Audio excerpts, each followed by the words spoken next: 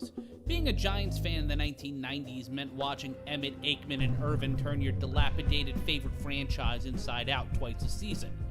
Yet now, as I've seen my favorite team win 2 titles at the expense of the greatest quarterback of my lifetime and the greatest pro coach / 7,000th best college coach of my lifetime, I pity the Cowboys. Because your team is, well, you know. Of course you know. You'd have to know.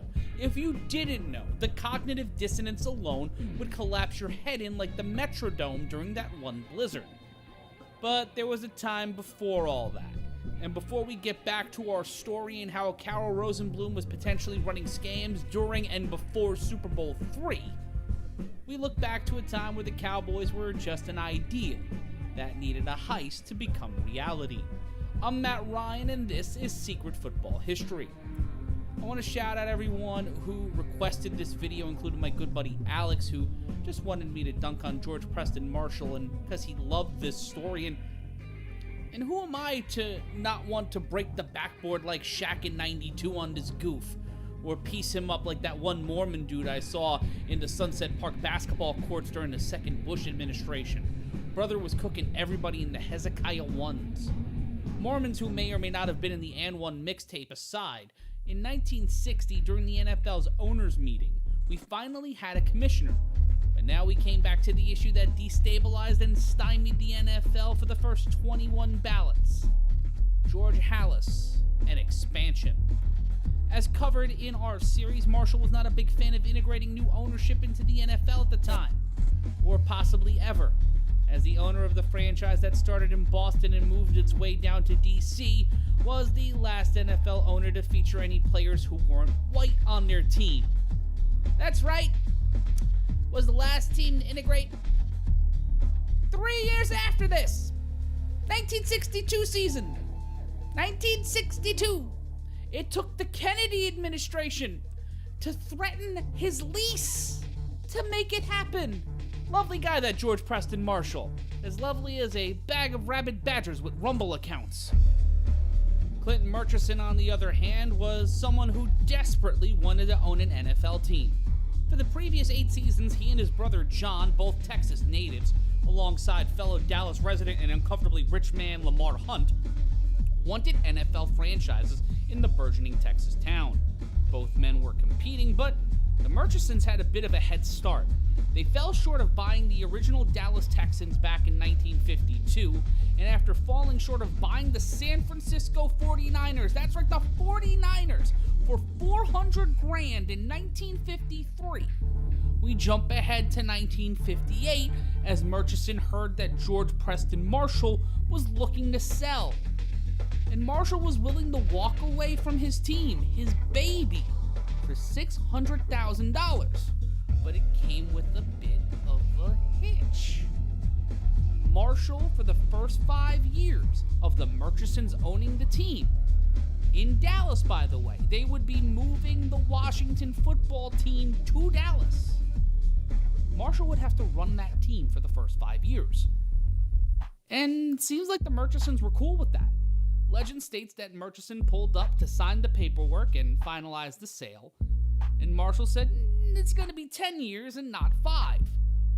So Marshall has pissed in Murchison's porridge far too much, and Murchison had enough. That's where the second part of this story comes into play, and it gets a little weird.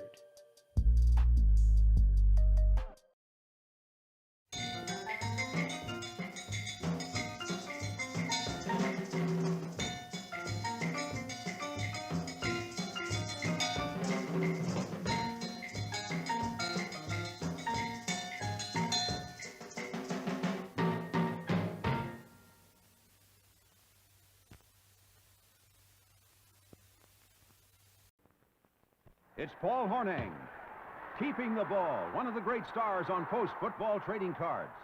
Trading cards are free on Post Toasties. Lots of them on all Post cereals. 200 top stars with facts you'd like to know. Start collecting football trading cards now. Free on all Post cereals. And Frank Gifford is over for a touchdown. No wonder he's an All-American. Folks, meet Frank Gifford, star halfback of the New York Giants. And Frank, a really great first half. Well, thanks, Bud. Well, excuse me, folks, but I just crave a glass of orange juice at halftime. Frank, that craving's your body wisdom, telling you you need extra vitamin C and energy. Body wisdom, huh? That's interesting. Because orange juice sure is the best pickup. And Frank, as you know, the body can't store up vitamin C. So, for very active people, orange juice with breakfast is just not enough. That's why you need a second glass during the day. And that's good advice for all busy, active people. Have you tried chilled orange juice from Florida? It comes in a handy carton like this, squeezed, chilled, and ready to serve. Now you can buy it at your food store or have it delivered at your door. And it's got everything, too. Vitamin C, quick energy, wonderful flavor, and it's packed with that Florida sunshine.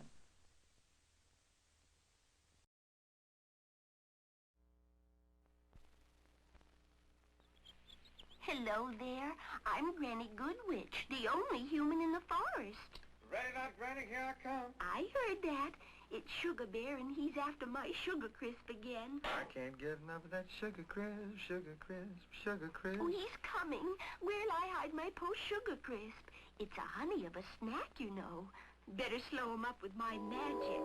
I can't get enough of that Sugar Crisp. It keeps me going strong. He's the strongest bear I've ever known. Gotta hide my post-Sugar Crisp. Here's a safe place.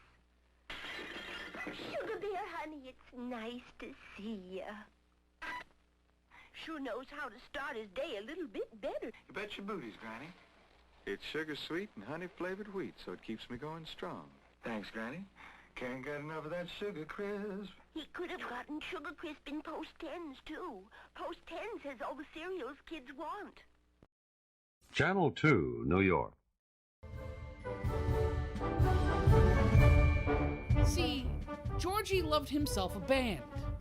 He loved himself a marching band or a parade during halftime of Washington football team games. He and his wife even came up with a song. Ended up being called Hail to the Football Team. But the problem is, while they helped with the song, they tasked the band leader, that's right, their band leader, to do this. And then George fired him. One way or another, the song landed in the hands of, that's right, you guessed it, Clint Murchison for $2,500 in 1958 money. This brings us to the Kenilworth Hotel in January of 1960, back to where we started our story, as the team born as the Dallas Steers, then the Dallas Rangers, soon to be the Dallas Cowboys' fate was going to be decided in the midst of an old bigot's quest to get his stupid song back. The song was stupid, the old name was stupid, and George Preston Marshall, stupid. No foresight to do with Taylor Swift and re-record it with his fugazi wannabe JD and the straight shot being ass. This, along with what we stated earlier in our season about Marshall viewing Dallas as his territory due to Washington's manipulation of the NFL's archaic blackout rule, where he syndicated his team's games across the South, with Dallas being a prime market, was standing in the way of an actual Dallas franchise. And one that was operated by an obscenely rich man who did not care. Read the Texas Monthly piece in the description to get a better understanding of what I mean. Spent all his money, died nearly broke, sold Sinatra a yacht, and had nary a clue who Frank was. This is the kind of person we need in sports team ownership, by the way.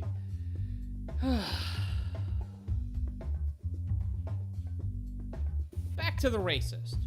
Marshall finally broke like the widow snowflake he was, and would exchange his vote for a Dallas franchise and expansion in general for his precious song.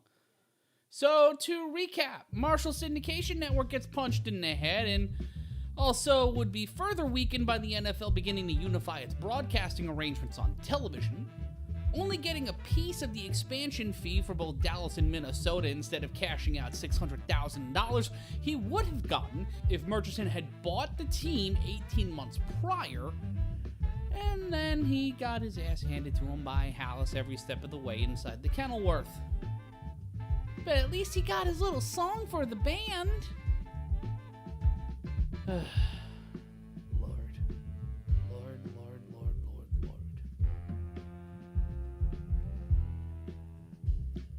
Well, that's this edition of Secret Football History. Let me know what you think and whether or not how an owner of the NFC East should, handle their masters. Do you think that Wellington Mara's folk country album should get a re-release? Well, what about Leonard Toast's crust punk album? How about that, huh? How about a Leonard Toast crust punk album? I just like saying the words. Let me know your thoughts in the comments. Be sure to like, comment, subscribe if you haven't done the Patreon thing yet. Please? Please? Bye.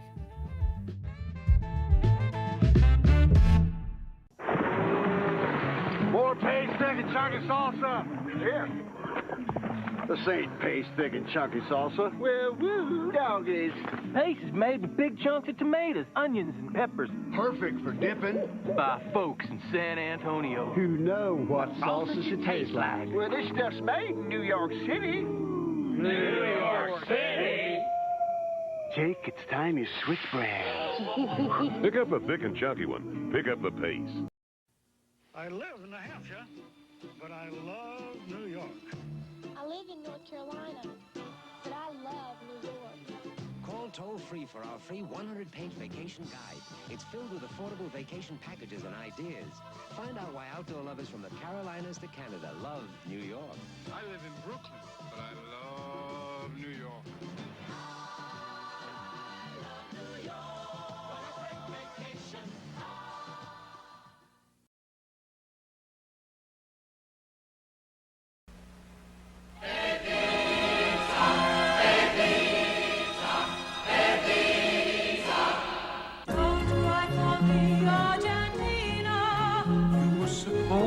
To have been immortal, that's all they wanted, not much to ask for. The truth is I never left you, all through my wild days, my mad existence. That's right, Evita. Stamp your feet and clap your hands. You've got a lot to celebrate. 7 Tony Awards, including Best Musical. For Evita, Argentina's instant queen and overnight saint. And only a few seem to notice she simply seduced a country. Stand back, Buenos Aires, because you want to know what you're gonna get in me. Just a little touch and just a little touch. Just a little touch, just a quality. The outrageous antics of Don Imus and Howard Stern may have offended some people, but if they weren't so bad, they wouldn't be so good. 66 WNBC. WNBC Radio's Don Imus and Howard Stern may have stepped on the toes of a few people with their outrageous antics. Maybe some of the things they said were a little indiscreet. But lucky for us, our listeners are the kind of people who can really take a joke. Find out what everyone's so excited about. 66 WNBC. If we weren't so bad, we wouldn't be so good.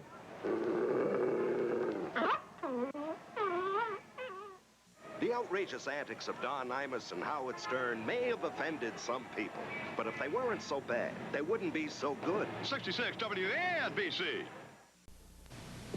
You'll have a great time in New York City, east side of town, at the Hotel Seville. We do great cooking, honey. We'll treat you right. We know you'll love your bill. Remember, in New York City, Hotel Seville. Your friendly home away from home. Our friendly home away from home. Madison Avenue and 29th Street. Call 532-4100.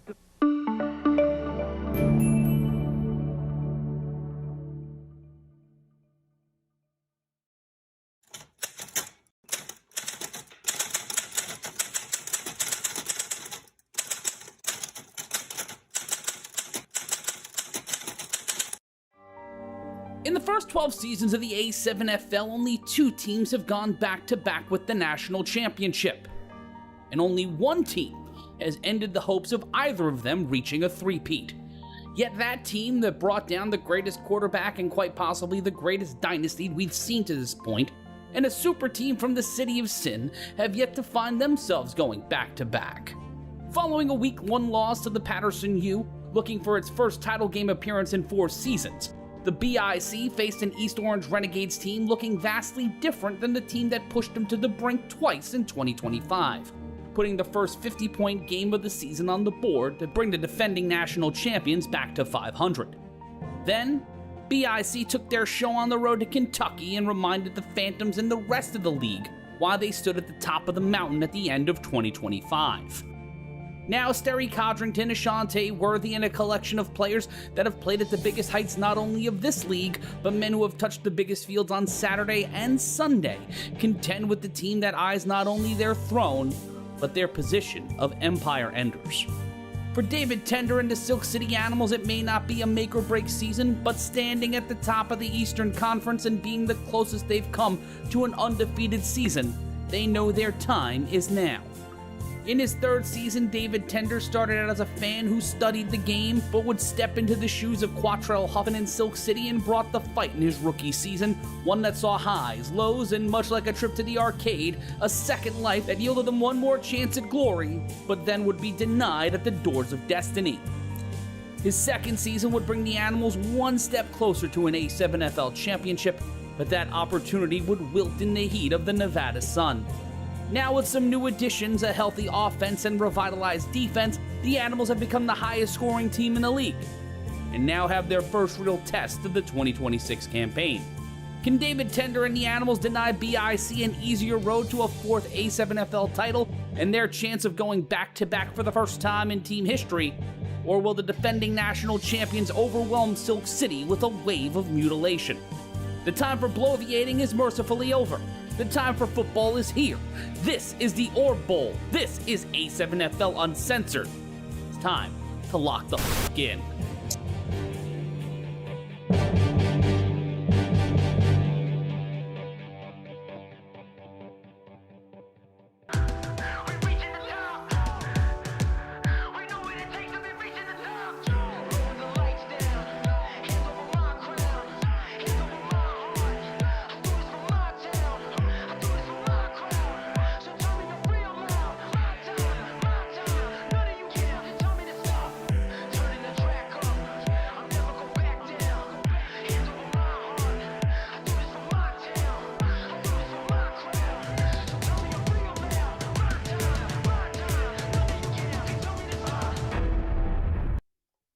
We are live on the Creator Sports Network. How you doing, everybody? Matt Ryan with you right here on the Creator Sports Network, and this is the Orb Bowl. Orb Bowl number 3 as the Trenton BIC. You see them on their screen when they faced off against the East Orange Renegades the last time we were with them on A7FL Uncensored. It is going to be a wild game as they take on the Silk City Animals, and we're going to take a look at some Silk City Animals footage cut together by Ryan DePaul. And this defense has stepped up this year. You saw it against the Virginia Heathens. We hope to get a score on the Heathens and the Renegades. That game went down today in the DMV. But if you have not checked in on the A7FL today, the Lexington Phantoms defeated the Patterson U in Lexington on a walk-off throw. I believe it was to Jeff Botts, as the Trenton BIC and the Animals will now battle for potentially first place. A lot of things coming out of today have set us up for an interesting scenario. We saw it in 2023 when the BIC and the Baltimore Watchmen and the Patterson U all won or lost to each other, creating a quixotic scenario.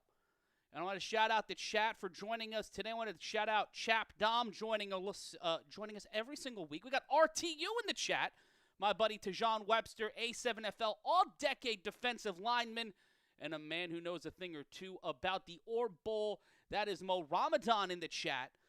Shout out to some of the A7FL veterans hanging out with us today, and you can hang out with us for absolutely free. That's right, absolutely free. For some reason, it's not showing you the highlights. There it is, because I'm an asshole.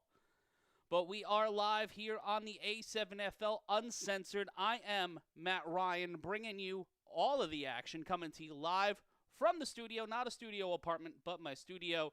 Cheers to you guys hanging out with us on a beautiful Sunday afternoon. What a day it is in New York City, and there's a beautiful pass to Joker John Kessler. The Animals will be in their black uniforms with some silver polychrome letters. That one is going to be a fun time tonight as we come to you on A7FL Uncensored.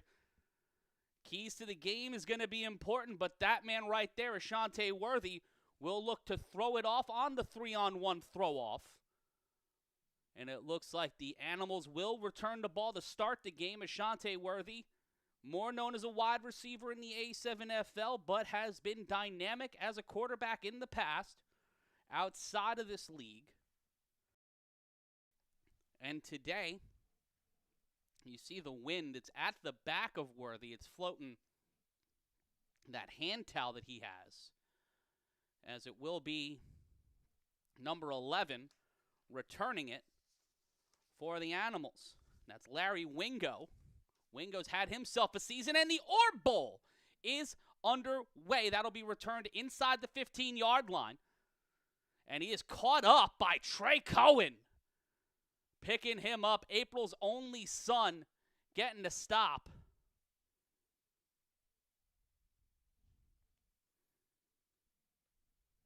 Big stop, and that will be 1st and 10 for the Animals. Let's talk about some of the players you want to watch for the Silk City Animals. David Tender, Omari Thomas, Kyle Ward set to start today. Robert Long on the defense, and Quani Morgan, who can be spotted anywhere out on that field. And Quani Morgan set up to the left of Tender. A little bit of a modern take on the old school Raiders unis. Tender with 2 wide receivers, 1st and 10. The handoff to Morgan. Morgan finds a way through, but he will be met by Ole Bell. And they will be stopped behind the line. That's Q Bell. Both Bell brothers in on the stop, number 6 and number 9. Put those numbers together, you have a good time, but that was not enough for a 1st down. Good stop by the defense. Zaire Hancock back in the lineup.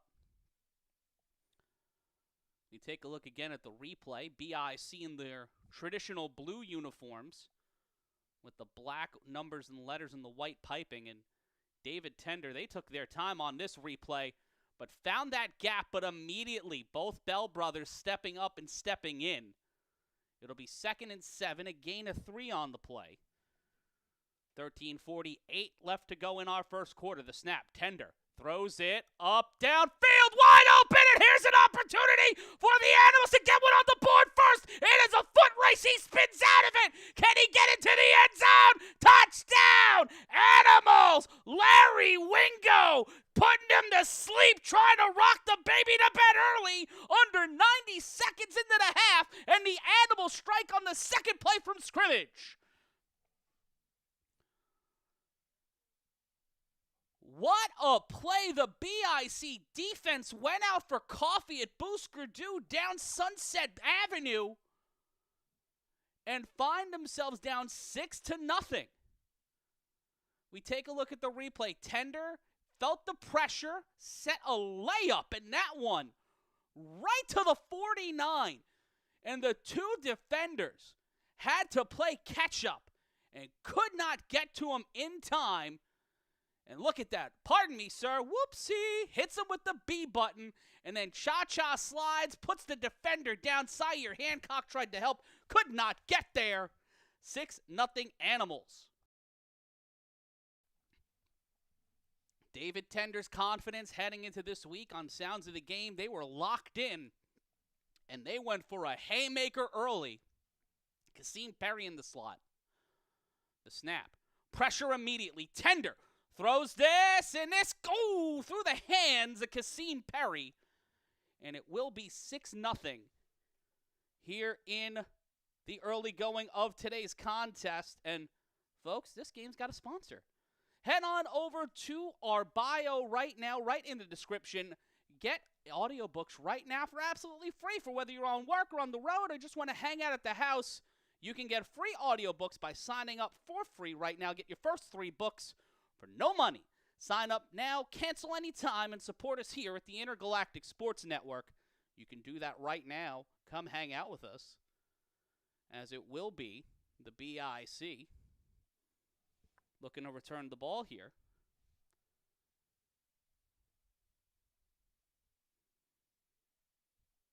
And it will be the BIC down 6-0. What can happen here for Silk City? That's going to be an interesting question for them on defense. That'll be a high-flying ball. That was Shalid Al-Kabir. And now it's Shantae Worthy returning it on a dead ball play. He gets through the first set of defenders, tries to get through the third, but is brought down at the 45. And it will be 1st and 10 for the BIC. A solid return.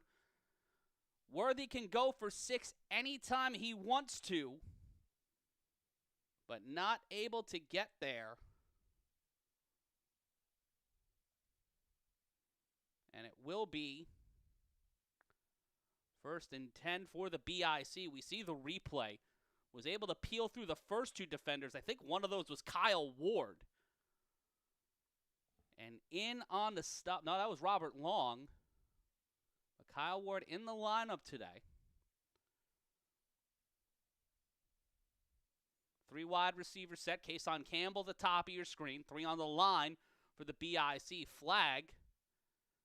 And it will be on the BIC as Terry Codrington conversing with the officials. They will be a bit of consternation and conversation. And the referee and they'll wave the flag off. It'll be a reset to 1st and 10.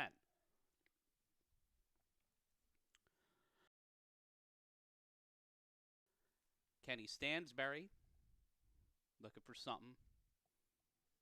And Big Mo with a great point. Sayer went for flat and left that deep post wide open on that Wingo touchdown. Trying to talk things over. And there you see Kason Campbell at the top of your screen. 3 on the line. GT Williams set up as a tight end.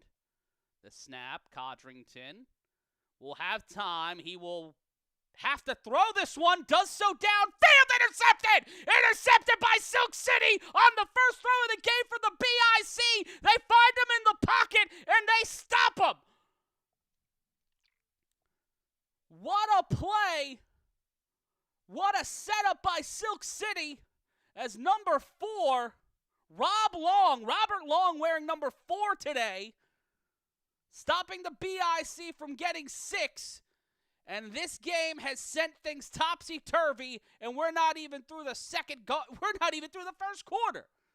This is the second possession of the game, and the BIC, that one was intended for Ashante Worthy, but Robert Long was right there with him. And it'll be 1st and 10 for the Animals. There's Kyle Ward. He will take it, and Kyle Ward, off the handoff, will get about 7, maybe even 8. They will call it 8, and it will be 2nd and 2 for the Animals.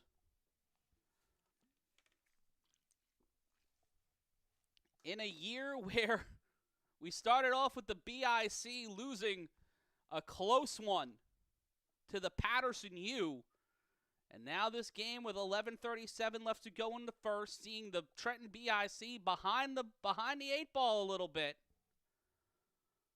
as it will be 2nd and 2. Kyle Ward, Perry on the bottom of your screen. Ward in the slot, covered by Kason Campbell. Quani Morgan in motion. Tender throws this one. That's caught. That's picked up by Kyle Ward, and Kyle Ward will cross the Rubicon known as the 50-yard line and get brought down at the opposing 45. And Kyle Ward, who was on the Renegades last season, was a highly sought-after free agent heading into the 2026 season. He had Morgan right there, but Tender pressing that one-on-one coverage, Ward against Kason Campbell. And Kason giving him respect. Gave him a lot of distance, and it will be 1st and 10 near the 10.5-minute mark. The John Woo bird flies through, and that's picked up. Tender, first down. An opportunity for Kwani Morgan to advance the ball. And he will go to the 32, and it will be 1st down for Silk City. BIC defense littered with veterans. People who have played in A7FL national championship games, have won A7FL national championships. But the young legs and the quick reaction of this Silk City Animals offense have kept them on their toes and have them down 6-0. Morgan will come back to the side of Tender. Not many options on offense. 2 wide receivers set. Morgan will step up. 3 on the line. The snap. Tender finds his option and throws that one intended for Kyle Ward. That'll hit the dirt. And it will be 2nd down. Ole Bell in there. The pressure ratcheting up on the Animals defense on the offensive line. See Mark Gilly and April's only son and Ole Bell talking things over. I am Matt Ryan calling the action for you here on GOTW 2026. And we're so glad you are spending your time with us. It'll be it's 6-0, 8:55 left to go. Shout out to Dub Alvarez, the voice of A7FL Nevada, hanging out with us today. 2nd and 10. The handoff. Kwani Morgan blitzes through a line of defenders, and Kwani Morgan sees daylight. Kwani Morgan one more time. The Animals in the first quarter put the first 2 tutties on the board, passing and throwing. This Animals offense is locked in. 12-0 Silk City. And in just a half of a quarter, the Animals have 2 touchdowns and an interception. And that's Marvin Starks out there. He was one of the most important players on the U. A founding member of the U, was on the Animals last year. And he was there on the offensive line. You see him giving Isaac Negron some hell. Kason Campbell there, and there's Matt Riddick trying to get the stop, and here's the extra point attempt, and that, whoa, you gotta hold on to that one, KP. KP drops the ball, and it is 12-0. But folks, they're gonna take a brief timeout, but I'm gonna hang out with you. I'm Matt Ryan. This is the A7FL Uncensored on the Creator Sports Network. And folks, we got a sponsor. If you want to look as pretty as me and you want to keep your face nice and trim, sign up to Harry's. Go to the link in our description right now. Save yourself on razors, shaving cream, personal grooming products. If you want to smell nice, look nice, and feel good, head on over to Harry's right now. Go to the link in our description and get yourself some Harry's right now. Folks, this is a wild one. Tejon Webster in the chat saying, SMH, y'all better figure it out. It's going to be a long day. And that is not what you want for the Trenton BIC offense. If you're just joining us, 12-0, the Animals in the lead over the Trenton BIC. They scored twice. The BIC on 1 possession on the first play for the BIC on offense, giving up an interception. That one is not what you want. That is not Sterry Codrington, up until last week, had not thrown an interception since the 2024 championship. And he's had 2 in as many weeks, and not good if you are the Trenton BIC, but they've found ways to bounce back from bigger deficits before. But next week is going to be a very important game here on the IGSN, the Battle of Patterson, the U. Take on the Animals in a battle for the top spot in the Eastern Conference, or will it be for the number 2 spot? We will find out live next Sunday at 4 o'clock right here on the Creator Sports Network. Around the A7FL today, we will see the Insomniacs take on the Stealth. and the Hunters take on Sick With It. Those games will be on the A7FL YouTube channel. Dub Alvarez will be calling the action for that one. But be sure to like, comment, and subscribe right here and hang out with us every single Sunday. Trey Cohen will be returning the ball. And that one will be... Oh, that's off his hands, but that is a live ball. He picks it up near the 20. He's now at the 30, and Trey Cohen slips up, slips back, and he will be met by Kyle Ward. And they will stop him at the 31. And if you want to get something nice this Mother's Day, if you want to do something nice for the woman in your life or a man or anybody else, you can get 16 by 20 canvas prints for just under $16. Support our sponsor, Easy Canvas Prints. You can go on down right now to the description and get yourself a canvas print right here, right now. Dub Alvarez with a great question in chat. The question is, can the Animals sustain this? It's a 12-0 lead. The clock's starting to run as we continue with our first quarter. Shante Worthy at the bottom of your screen. Kason Campbell at the top. In motion. The snap. Codrington. In trouble. Caught by Cohen. He gets the first down and more. Gets to the 50. Brought down at the 49. First and 10 for the BIC. Markai Gilly trying to crack open the defense there. Keeping that line moving. As it will be first and 10 for the BIC. Carnell Wachter up on the line as well. 3 wide receivers set. Campbell talking things over with Codrington. Codrington will be set about 4 to 5 yards away from the line. Animals looking to bring 4. The snap. The pressure immediately. Codrington underneath to G.T. Williams, and Williams cannot hold on to the ball. That was a pie fight that we see here again. And Distance Zero asking the chat if anybody's got WrestleMania tickets for free. Just wait. Just wait. They'll probably be handing them out in casinos in like a week.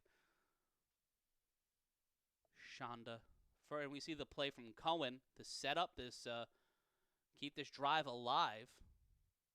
The Animals sent 4 there trying to create an insane amount of pressure. That's Jason Sisson, pardon me. Sisson of the Sisson squad.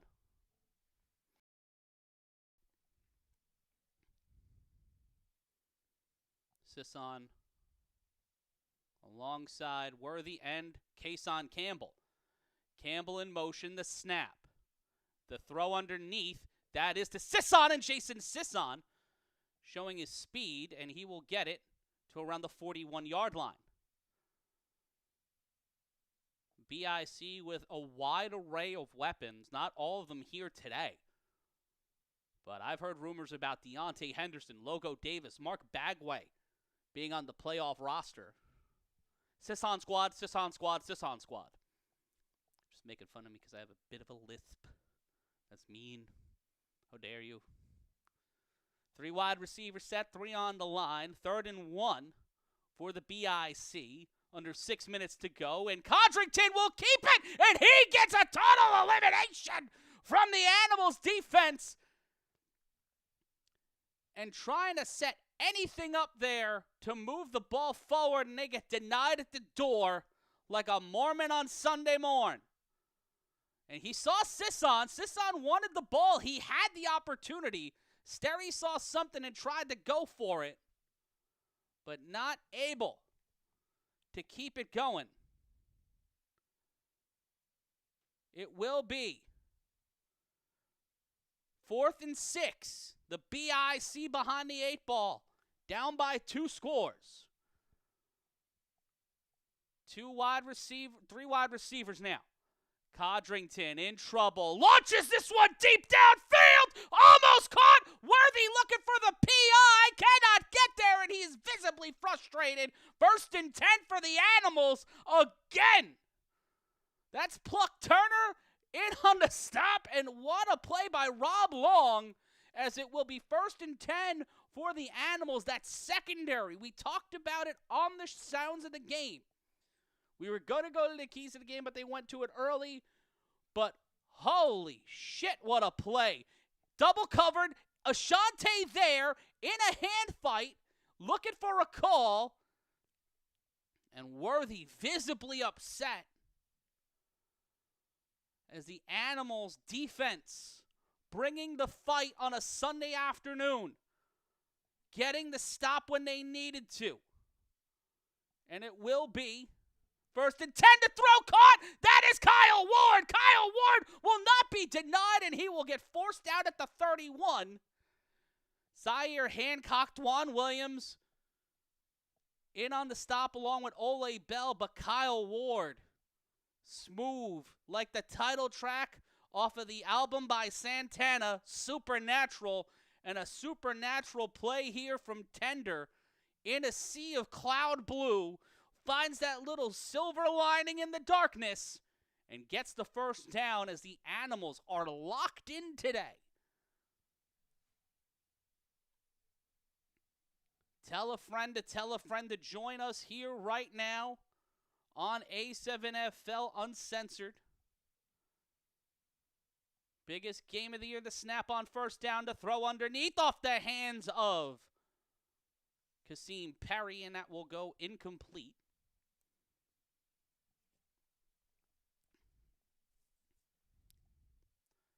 Chap Dom saying effective adjustments need to be made quick.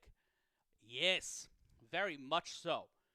It is a tough one out there for the BIC,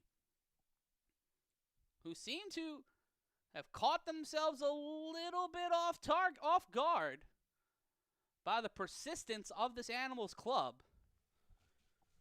See Booby Miles, a.k.a. Marvin Stark,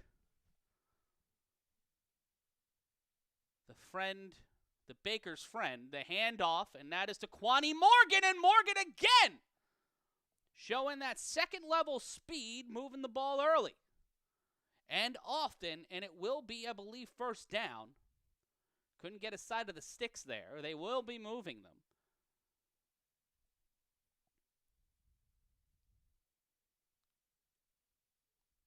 It'll be third. They will not get the first down. It'll remain. It'll be third down, as Wingo, Perry, and Kwani Morgan act as some of the offensive weapons eligibly for the Silk City Animals.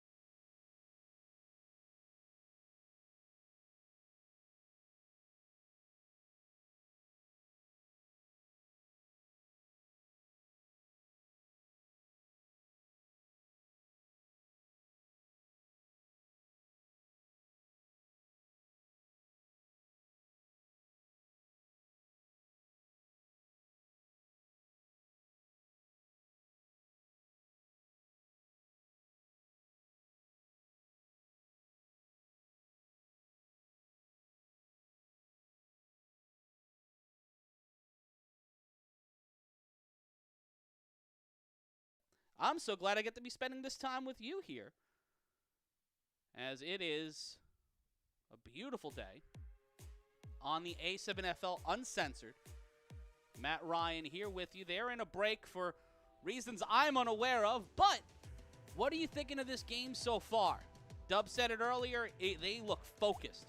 This team is locked all the way in, and how do you blame them? How do you blame them for being so focused, so ready, so able to bring the fight? Tell some people that know some people to come hang out. We're live. We are here on the A7FL Uncensored on the Creator Sports Network. And if you're watching on YouTube, please like, comment, subscribe. And if you like audiobooks, well, we've got you covered. Get your first free audiobooks now in the link in our description for absolutely free. Sign up and cancel anytime. Select your favorite audiobooks right now, and you can hang out with us. And if you don't like my voice, you can listen to an audiobook. That seems like the platonic ideal. Football and audiobooks. Who doesn't want that? Who doesn't want that? But if you got you got something coming up for Mother's Day, if you need something, if you got to buy something for a friend, you got a birthday coming up, and they got a photo of their pet, it is our new sponsor, Easy Canvas Prints. Get 16 by 20 canvas prints for just $15.99. That is a steal. Easy Canvas Prints. Learn more about it and sign up and get yourself some right now in the link in our description. Chap Dom in the chat. He's shouting out Dub, and you can hear him on the Vegas streams. Let's go to Distance 099, my friend and yours, Mo Ramadan. Animals playing the small ball game and taking everything BIC is giving them. And that is a lot right now. They're trying to figure out ways to keep Kwani Morgan off of being one of the most dynamic players on the field. We've not seen Omari Thomas at all today play an effective weapon for this Animals team. What will happen when they interchange that, when they mix it up? Should Deontay Henderson have been here? Should Mark Bagway or Logo Davis have been here? We talked about this with David Tender. The Silk City Animals are looking to win the national championship. Right now, they are the only undefeated team in the Eastern Conference. The team below them, Patterson U, because they they beat the Trenton BIC. BIC wins this game, everybody's 3-1.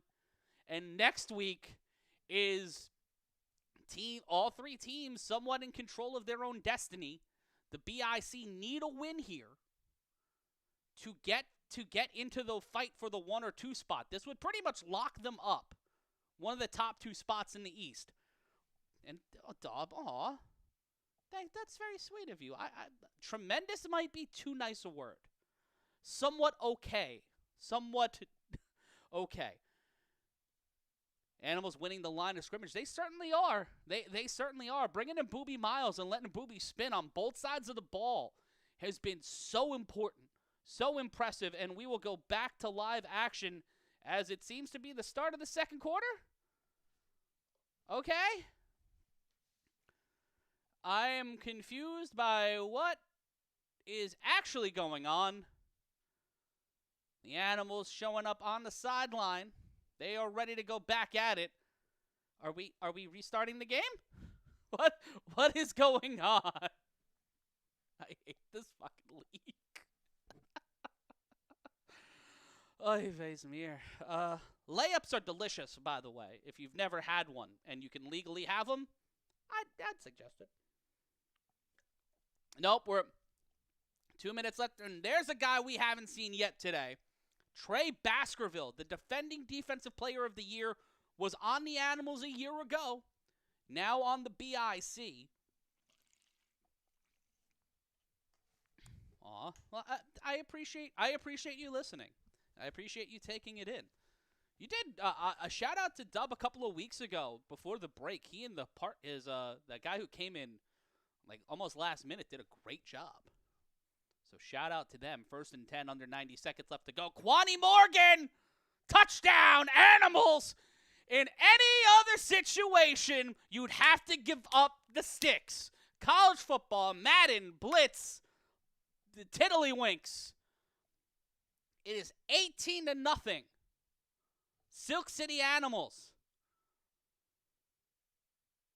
And now we see Ole Bell talking with the official. Ooh. Missed him completely, and then the Dion high step into the end zone gets put up on the Summer Jam screen. The Silk City Animals might have built a winner. I don't know. Ole Bell is hot. He is mad. It seems like they may have missed a call, but they will go for 2 from the 10. Tender in trouble as he throws, and that is caught. Can't hold on to it. Again, Kasim Perry dropping the bag on an extra point. But your score 18-0 as the Silk City Animals take the lead here in Asbury Park. This has been a fucking game so far. The BIC behind the 8 ball. What can they do? This would be the first time the Animals ever beat the BIC. In 2018, it was 31-14 BIC. In 2021, 50-0. 2022, 51-0. 2023, 64-13. In the 2024 playoff, in a regular season, 69-12, the BIC won that one. And then in 2024, the highest scoring game in A7FL history, in large part due to Kwame Morgan and my man David Tender, 80-68, the BIC won 148 points in that game. And then last year was 53-51, the BIC winning. They have led this series 7-0. Is this the one that gets them over the hump? Because beating the BIC, only 2 other teams have done that since 2021. That's the Patterson U and the Las Vegas Insomniacs. Ashante Worthy on the throw-off. Gets past the ball! Ashante Worthy holding on! Kyle Ward for dear life! But Kyle Ward would not let him get into the end zone. Held on to him for dear life, like a kindergartner not wanting his dad to go away at pickup time. And what a play there. His readiness is 100%, whatever the fuck that means. His readiness better be at 100%. Y'all down 18-0. Skylar Lash back out there with Bone Harris and Carnell Wachter. That was the offensive line that got the BIC to the championship a year ago. Some subtle changes on offense, no real changes on defense for the Animals. Timeout called by the Silk City Animals, their first charge timeout of the afternoon. And we see head official of the A7FL and the rules analyst. Well, he can't be a rules analyst when he's there. But Will Franklin roaming the sidelines today.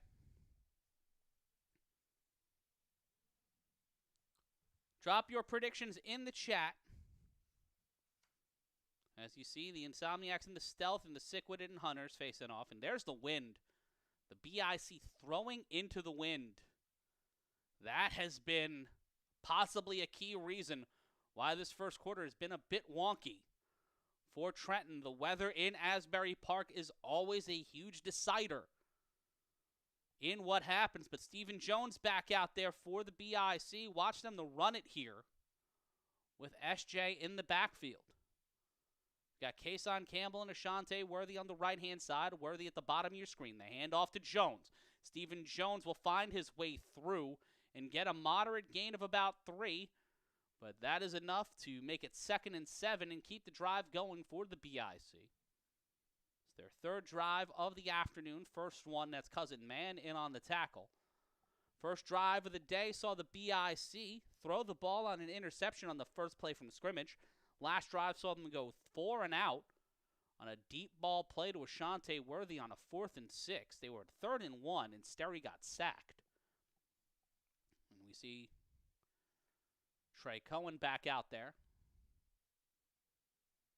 April's only son in the slot. Kason Campbell in motion. KK will keep it. Kason Campbell will stay upright and get the first down. Get called out of play. Past the marker at the 24-yard line. So it'll be 1st and 10 for the BIC at the end of our first frame. 15 minutes gone by, 45 left to go in this heavyweight title fight, and your eyes do not deceive you. They didn't fuck up the graphic. It's 18-0 Animals. Be sure to get yourself an audiobook from our new sponsors because, well, folks, they're going to help you. If you're on a commute, if you're moving, you're shaking, you're out in the world, and you need something to get you through the day, help out yourself and get yourself some audiobooks from our new sponsor. Try them now. Sign up and get your first 3 audiobooks for free. You can cancel at any time. That's good for you. And you know how it's good for me? Because they put money in my pocket. You help you, and you help me. Everybody wins. Sign up now, and if you want to look pretty, if you want to look nice, if you want to look good in the spring and summertime, you can get yourself a Harry shave kit for as low as $5. That's a steal. That's a deal. That's a steal anywhere. Sign up now. Get yourself a Harry's kit for just under $5. And you can get it shipped right to your house. Do it right now from our new friends over at Harry's. Matt Ryan with you here on A7FL Uncensored. 1 quarter down. 3 more left to go. The Silk City Animals in the lead, 18-0, but the BIC will get the ball, and they will switch sides of the field, pardon me. And, folks, what a day. What a fucking day in the A7FL. The Trenton BIC, you're down 18-0. The Patterson, you lose on the road. They lose on the road to the Lexington Phantoms. And the Phantoms now, with 2 wins on the season, they're 2-2. They're right at 500. Put them in the mix for the 4 seed. And whether the Renegades, I'm wondering if they got a win over the Heathens. If someone has a score of that game, that would be appreciated. Information being passed through like it's fucking Soviet Russia. But this has been a wild first quarter. And the BIC could probably attribute it to the wind. 18-0 is your score. And be sure to like, comment, and subscribe to our YouTube channel. Matt Ryan is yelling. Because here, you don't have to pay to chat. Or, have your intelligence assaulted. 1st and 10 for the BIC. 14 clock running quick here. BIC will get the ball at halftime. 3 wide receivers set. The snap. I believe that's Blacknall wearing the 33. Sterry with time. Now has to move. Has to throw it to the sideline.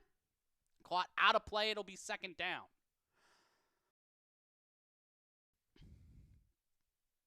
Hard to gauge what was the intent there from Sterry Codrington. He had some time. Looked like he didn't like any of the options he was shown. Rob Long has been so effective today on defense.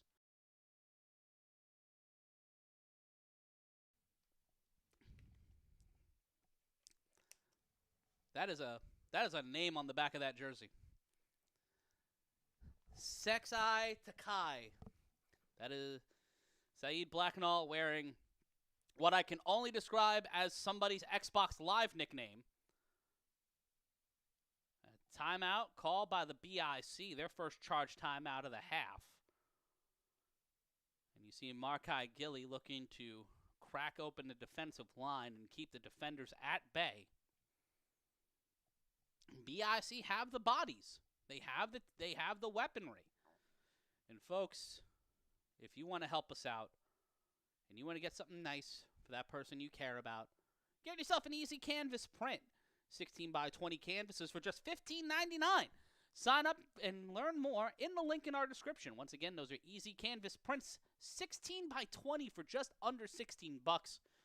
That is a solid deal. And get yourself something nice too while you're at it. From our new friends over at Canvas Design Prints. Shante Worthy, Sterry Codrington, and Kason Campbell have been the backbone of this Trenton BIC offense. They will bring in a big body, number 40, GT Williams. Blacknall at the top of your screen. Worthy in the slot in motion. He's covered by Kyle Ward.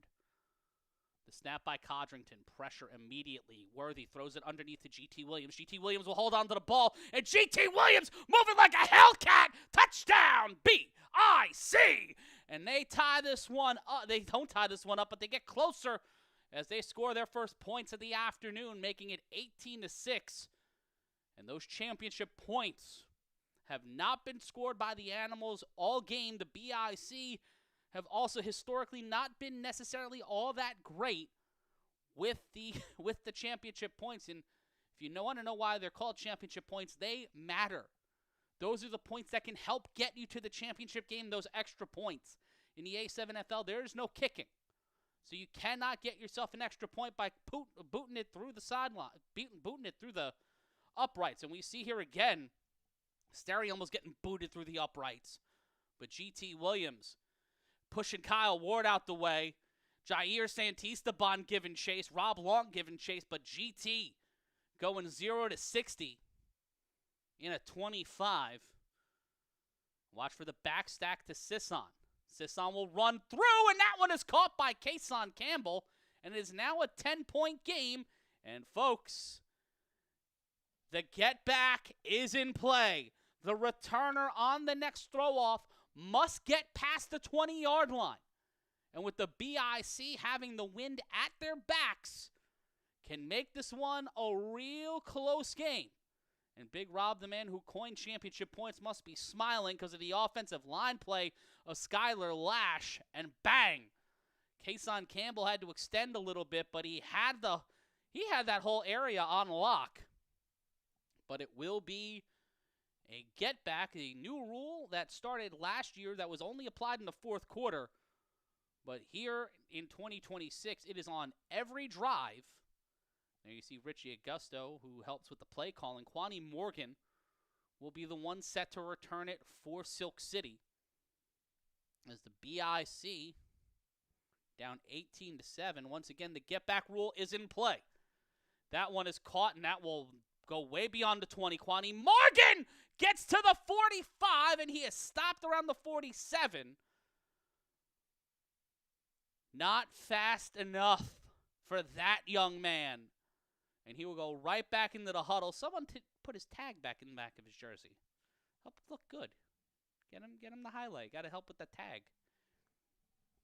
Don't you hate that when you get a tag? Like it pokes out of his shirt. That's why you guys never see my back. It'll be 1st and 10, 13:25 left to go in the half. At halftime, we'll be playing you pregame. We'll be playing you, I believe, last week's halftime show. Because if you haven't seen it, it's new to you. And it's all old commercials, so you get to have a little bit of fun. 2 wide receivers. Quani Morgan set up to the right, 3 on the line. The BIC sending everybody. Quani Morgan gets about 4, and it will be 2nd down.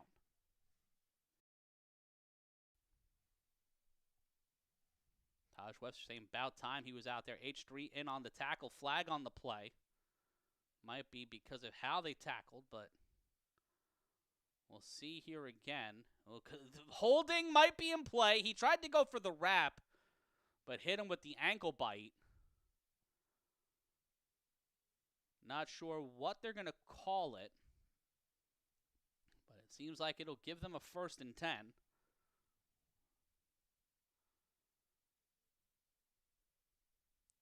Insomniacs and the Stealth will be playing at 7 o'clock Eastern. And we try to get a better understanding of what the call was. Or what, more in fact, what is actually going on. If anybody knows, let me know. 12:57 left to go.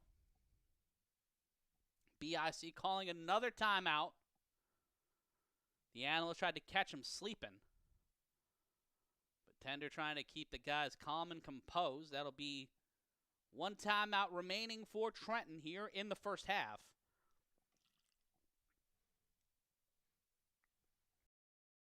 And with the amount of time left on the board, and only the 1 timeout and the 2-minute warning, not many people burn through all their timeouts in a half, but we've seen how important they are. Trying to get an understanding of what the call is. But it's 2nd and 8, 12:52 left to go. And it looks like there will be no call. BIC on defense. See, Morgan, Wingo, and KP will be the receivers. John Kessler, the Joker, who's been an offensive lineman and a gadget sometimes as a tight end.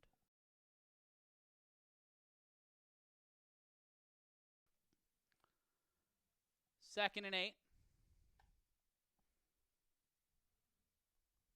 The snap. Tender in trouble. Throws over the middle to Kasim Perry. Perry will stop himself from getting the 1st down. It'll be 3rd and 1. As everybody and their aunt coming in there along with Matt Riddick on the tackle.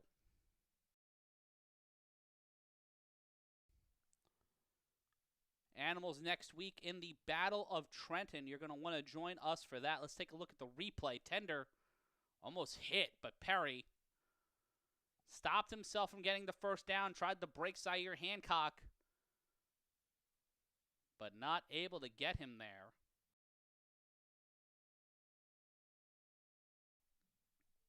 Tender with some poise. That ball got a little bit of wobble on it. But makes it, oh, they give him the first down. They gave him the yards, and now Quani Morgan hit to the outside. He will get taken out of play by Q Bell. And Ole Bell not quick enough to get there off the edge, and it might be another first down for Silk City. Just making opportunities. Is this Silk City Animals offense? That is a gain of 8. That'll be second down. We've seen the BIC make a ton of adjustments at halftime. So it is anybody, and they get the ball at half, so don't know what will happen. We see Trey Baskerville back out there, along with Ole Bell. 4 men on the line. Pressure immediately. Thrown as he almost intercepted by Sire Hancock. KP was right there. But the BIC defense finally getting a damn break and nearly picking it off on that last play to Kasim Perry. Trey Baskerville was right there with him, but not able to get the sack. Let's take a look at the replay. Damn rush immediately off the edge. Ole sets it up. And that one nearly taken by the BIC. So that'll be 3rd and 2. That wasn't Baskerville, pardon me. It's number 82. Baskerville back out there on the edge. The snap that is kept by number 5. That's Quani Morgan. Morgan will get the first down. And number 92 in on the stop. But not able to stop them from getting the first down. 1st and 10 for the Animals. We see the pressure again. Quani Morgan right there. Ole Bell not able to get up to him stride for stride. You may want to make a switch at edge rusher, because they have been running right to Ole's side all game. And now over 5 minutes have gone by in our second quarter. Big body line, Morgan in motion. He sets out the snap, pressure. Ole Bell giving chase. David Tender going down the sideline. David Tender will jog out of play, knocked out by number 28.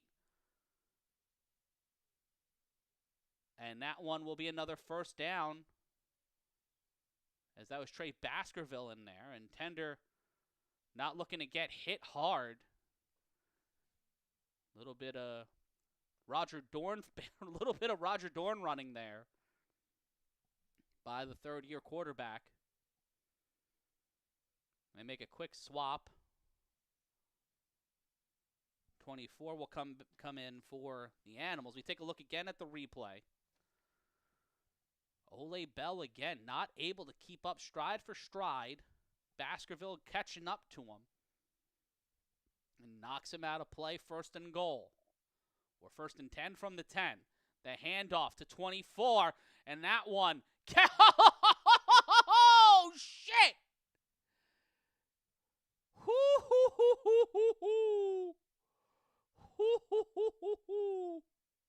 That one was a fucking run, my goodness. The truth making it happen.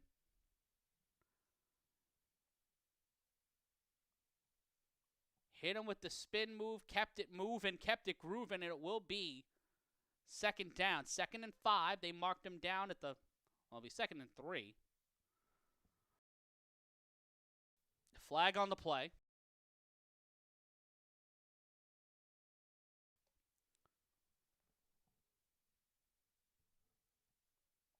Tender arguing, having a conversation with the sideline. Gets a mouthpiece.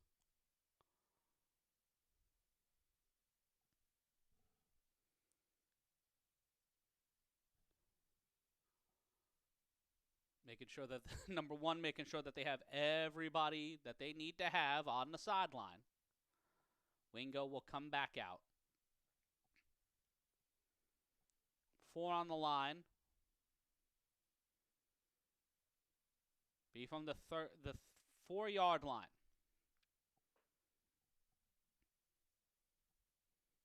On on the right hash. He's got Wingo and Kasim Perry. The snap. Tender. Throws. Almost picked off. KP looking for something. Looking for flags. Adulation or some sort of restoration. It'll be third down. 18-7 your score. 7-18 and counting. Third down. Matt Ryan along with you for the ride on this beautiful Sunday as the sun continues to shine in Asbury Park. Let's take a look at the replay. Tender had the time, but breaking away. Nearly Matt Riddick walked off with that one. Clock continuing to run. It'll be third and goal.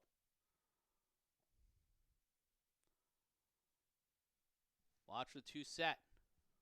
In motion, Tender will keep it. David Tender will be stopped after a gain of maybe 1 or 2, and it will be fourth down.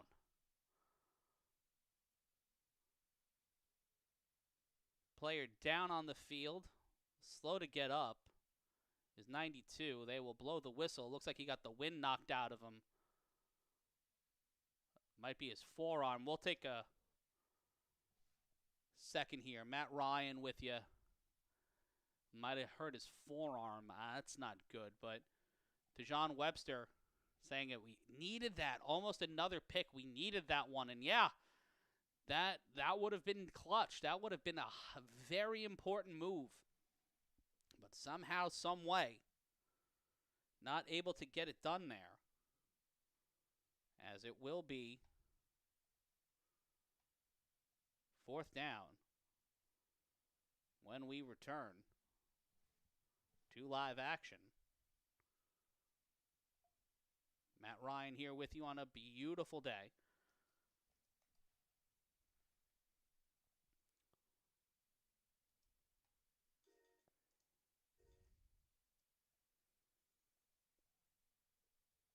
As we await what happens next in this game.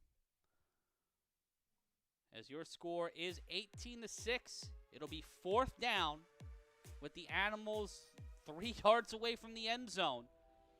Will this be the time for them to take the momentum back into their hands? 2 near picks by David Tender on this drive, but it got them back to where they need to be, in the red zone.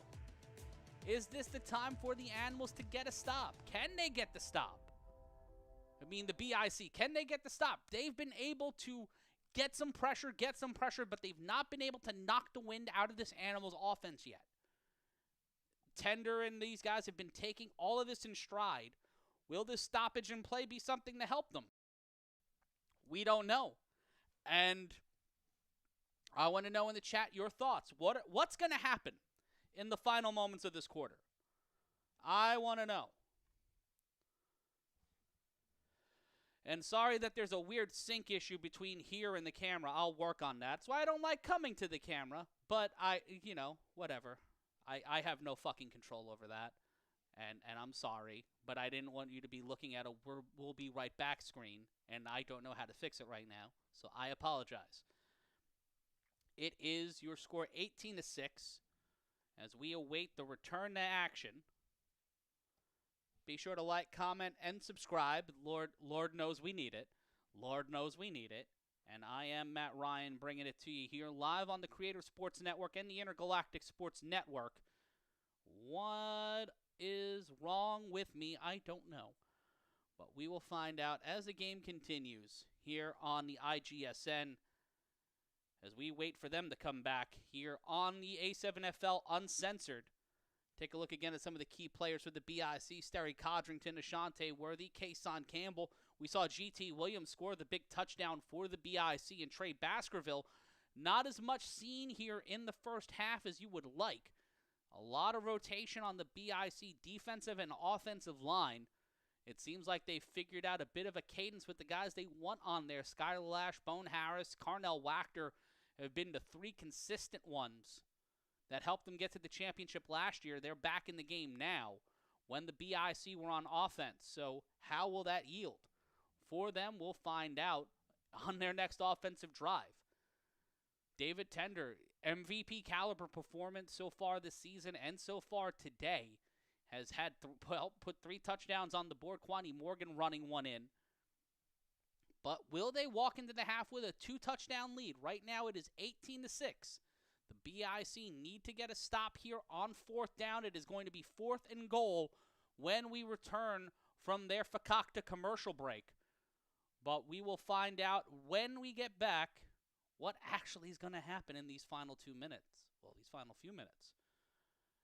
And this day, with the Lexington Phantoms getting the win, a big matchup out west. The Stealth looking to prove that they belong in the upper echelon of the Western Conference. They'll be facing their first real challenger 2026 when they battle the Las Vegas Insomniacs. Yeah, Sean Webster, damn dude must really be hurt. Game ain't back yet. They also might be in a commercial break because I think they're on actual television now. So there might actually be like regular commercial breaks. They wouldn't tell you. But who knows? I remember when things were informed. People were informed of things. Man, that's delicious. And they're back to live action.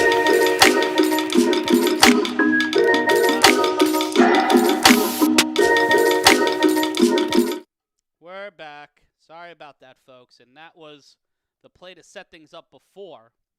I had halftime queued up because for some reason I thought, oh, we'd be fine until halftime. I was a fool. I was an utter fool. But we are back here. Oh, and he is still hurt. That is not good. That is, you hate to see that. He is hurt. It looks like it might be his arm as he is laying down on the field being looked at by the training staff. And they are still in commercial. So we will cut to a quick break, and we will come back as soon, and I mean as soon as they are back to action. If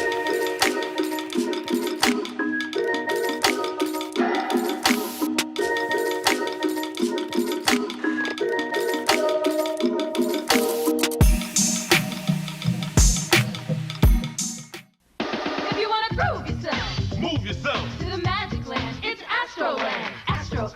Astroland. At Coney Island, feel the cyclone power. Touch the sky. Gotta move those feet. Come on, take a ride. Astroland. At Coney Island. Ride them all you want at Astroland Park. Pay one price, $12.99 Monday through Sunday. Now grab your friends and come on down and get whips and flips and twirls around. Move yourself to the magic land. It's Astroland at Coney Island. At Plato's retreat, you can make your dreams come true. Fulfill your wildest fantasies. We've got them all for you. The pleasure and the fun will keep you feeling young. It's for you. It's for you. Plato's Retreat, located in the Ansonia Hotel, is a unique club open to free-thinking adult couples. We offer a relaxing, no-pressure environment, complete with heated swimming pool and that great disco beat. Plato's may not be for everyone, but you won't know until you try it. For more information, call... The pleasure and the fun will keep you feeling young. It's for you. It's for you. Plato's Retreat. It's for you. Come and see. It's for you. Now is the perfect time, and the season is just right. You can play all day and dance into the night. At beautiful Mount Airy Lodge, all you have to bring is your love of everything. For reservations, phone 1-800-441-4410. At beautiful Mount Airy Lodge, all you have to bring is your love of everything.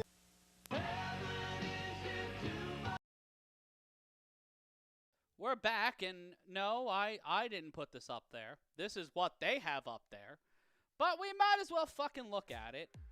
Animals currently at the top of the heap. They are the highest scoring team entering today. 122 on the board. They were ahead of the BIC. The U now currently sitting the top of the highest score, but they fell 3-1 to the Lexington Phantoms. The East Orange Renegades got their first win of the campaign, 21-18, over the Virginia Heathens, who are now 0-4, and might be the lowest scoring offense in the league.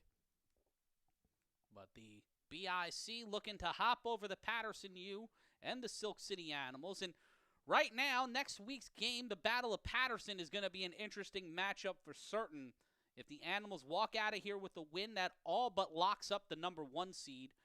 Because if they walk out of here with 4-1 and a win over the BIC, this is that's where it gets weird. That's where it gets wonky. And we have, luckily, some medical attention now being provided. We have the ambulance and the stretcher here, as we have seen this player. Looks like it is his arm. Might be his shoulder, as it has not been ambulatory. Oh, that's not good. But hopefully he'll be able to get the care and help he needs, as it is 18-7, 6:27 left to go in the half.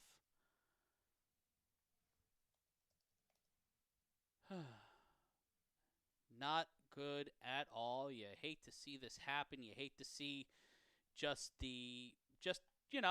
someone being medically attended to. This is where highlights or literally anything else would have been helpful. But why do that? Let's just show the guy with his 18-7 is your score. 6:27 will be left. It'll be 4th and 2 when we return to live action. And we send our best to the player who was injured. And they're going to show the play again. Yeah! Let's oh! Fuck! Oh, that's his shoulder, dude. Oh. It looked like his whole arm came out. Why show that again? Why show that again? What the fuck?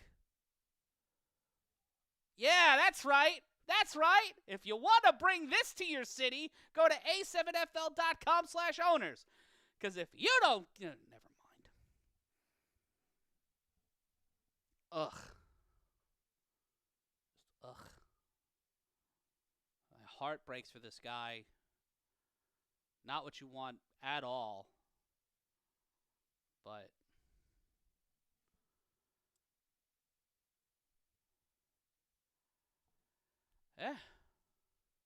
Renegades got the win today. Their first of the year. Might as well talk about the remaining schedule. Oh, they're just going to go to fucking break again. So you know what we will do? We will hang out, and we're just going to have the break screen up, and I'll go over the schedule for next week. Just so you're not annoyed by my sync being off. I'll put my camera up in the bottom corner here. If I can. If that's even allowed. Seemingly I can't do that now. Great. Oh, wait, there it is. Hey, how's it going? So, yeah, let's take a look at the schedule for next week, or for the remainder of the season.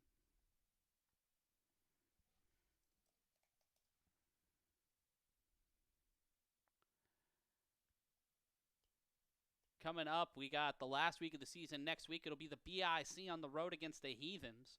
The Renegades will take on the Phantoms in Lexington. That will be an important battle for both teams, looking for their the Phantoms looking for their third win, the Renegades looking for their second.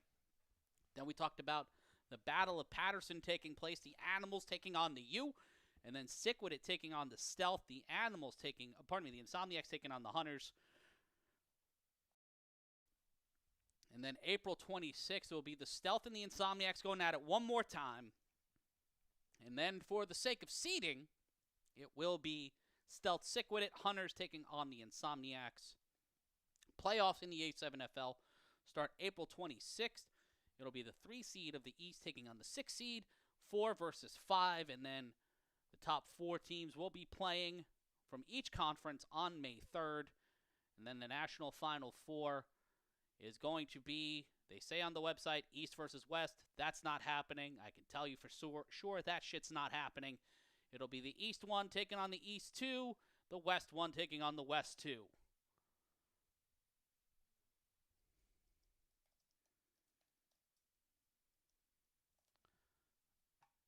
And that one will start on May 17th. And then the National Championship will be May 31st. So we've got about a month and a half of football left. The earliest the A7FL, I believe, has ended in the entire time I have been here. Well, I'm not even there anymore. But looking at the other chat, at least one person tuned in over there. And they have a live look at the ambulance. I just,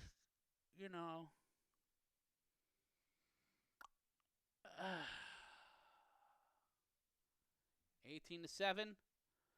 We will get to the 4th and 2 is 6:20. It will be 4th and 1. 6:27 left in the half. Gonna have another one of those. And they're going to show the play again. Trigger warning. Trigger warning. Do not look. Do not look. Oh, my God. Why keep showing it? It's just, you're just showing a man breaking his arm time and time again.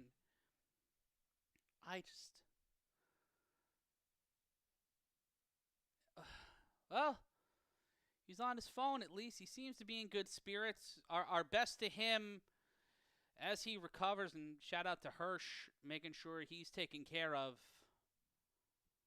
Not something you want or feel like it just horrible for all involved, and we just wish him the best, as it will be 4th and 2 as we might actually get football again here in the second quarter.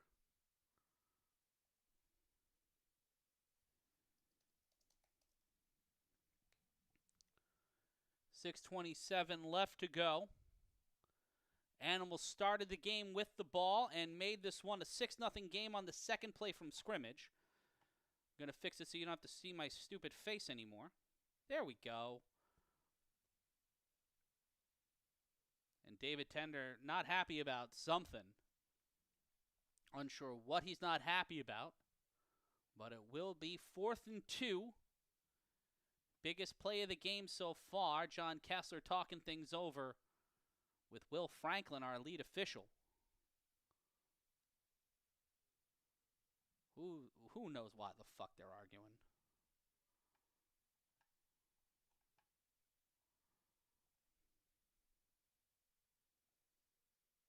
Yeah, Tijan, the both sides agreed it's not worth the money.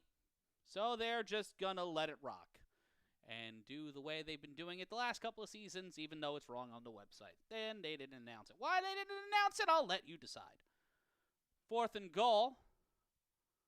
A very fed up Matt Ryan with you, doing the commentary version of a hate fuck, as it's 18-6. 18-7, pardon me. The BIC, the only team to score an extra point today.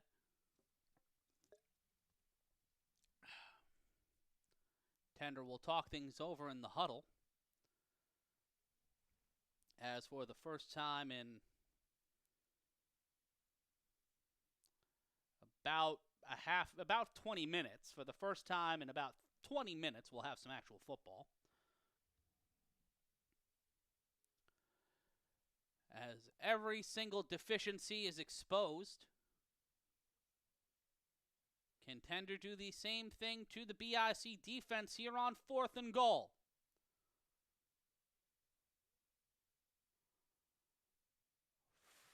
Four on the line. Tender with Kyle Ward set up next to him. David Tender gets into the end. Oh, that's Quanny Morgan. Quanny Morgan kept it.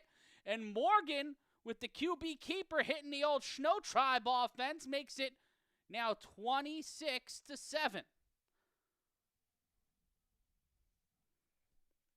Effective play calling there by Tender and company.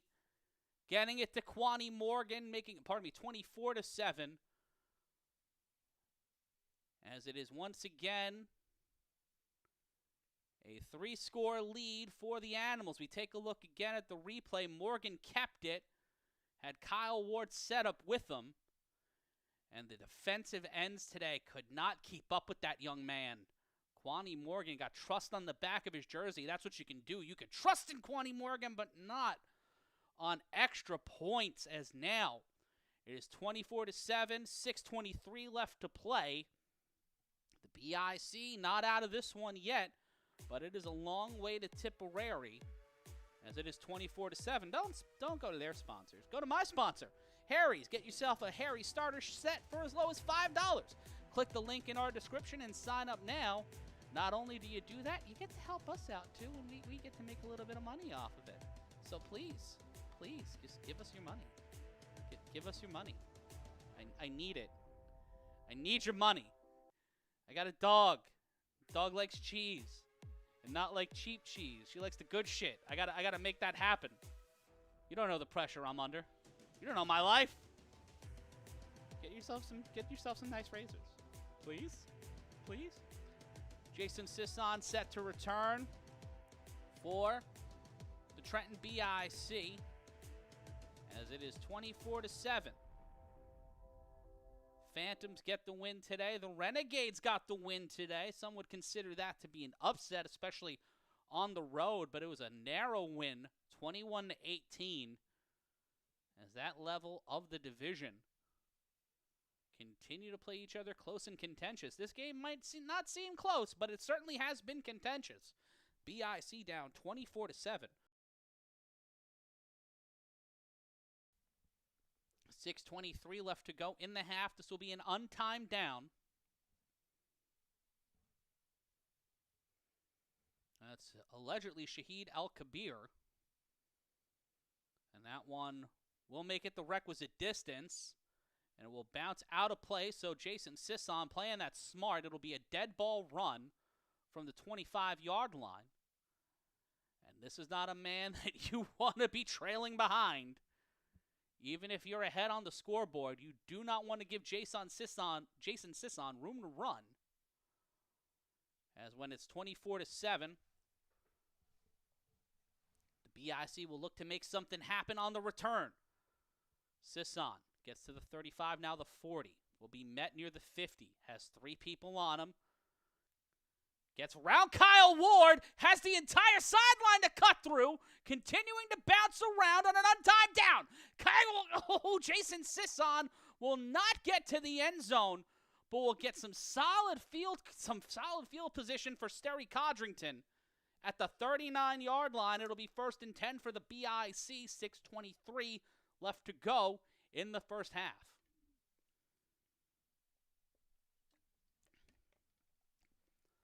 Bone Harris, GT Williams, Skylar Lash, and Carnell Wachter on the offensive line.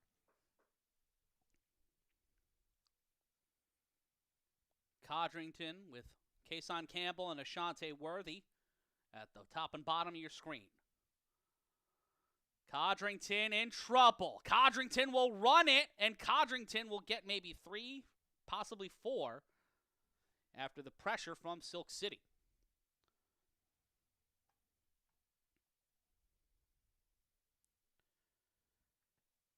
Prayer up. Fuck you. 5:40 left to go. 2nd and 8.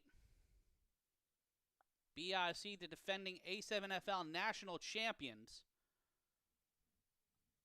down by 3 scores, but a lot of football left to play. They lost yards on that play. They lost 2. And they will bring Pluck Turner right there with Ashante Worthy. The throw, they fake the screen. Codrington to the sideline, caught by Worthy. Ashante Worthy gets past Pluck Turner, but they will call him out of play at the 35, and it will be 3rd down. Clock continuing to run in our 2nd quarter. At halftime, I'll play some cool shit for you so we can all get snacks and beverages. It'll be 3rd and 7. Gain of 5 on that play. 3 past the initial line of scrimmage after the return from Jason Sisson. Watch 30. They are trying to make something happen. Kason Campbell at the top of your screen. The snap on 3rd down. Codrington has time. He will have to boot it, and Codrington will bounce out of play, and they will give him the 1st down. They will mark him out near the 28-yard line. 1st and 10 for the BIC. One of the fastest moving, both mentally and physically in the league. Codrington, who's played on both sides of the ball a lot this season, especially on the road. We might see that next week in Virginia. BIC have not lost multiple games in a regular season since the 2020 season. And again, the only teams to beat the BIC since the pandemic are the Patterson U and the Las Vegas Insomniacs, and both of those teams won the championship in those years. And then the year after, they would inevitably lose to the BIC. The Animals will burn their final timeout. Dejon Webster in the chat saying he's got to do more than that. Do more of that just to remind people he can, and I agree. You got to make that happen.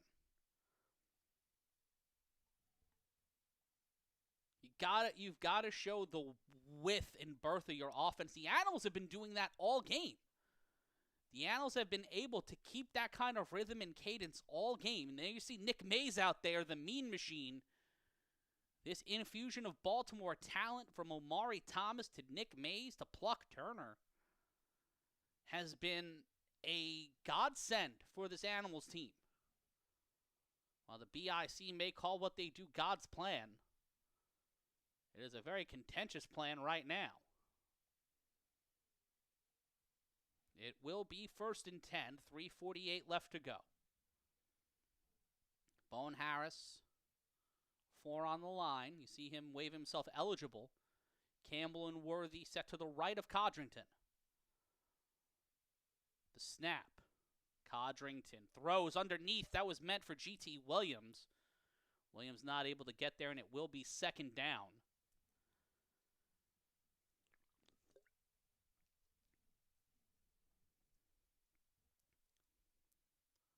Williams might have saw something, going over something with Codrington.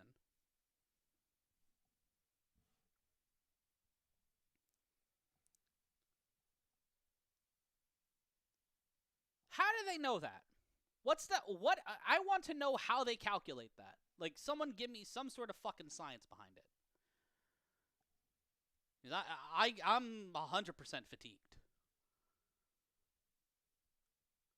2nd and 10. 3-minute mark in the second. Codrington to the end zone, looking for something. Kason Campbell was wide open. Wide open, and I am not sure what the rationale was there. And Kason is pissed.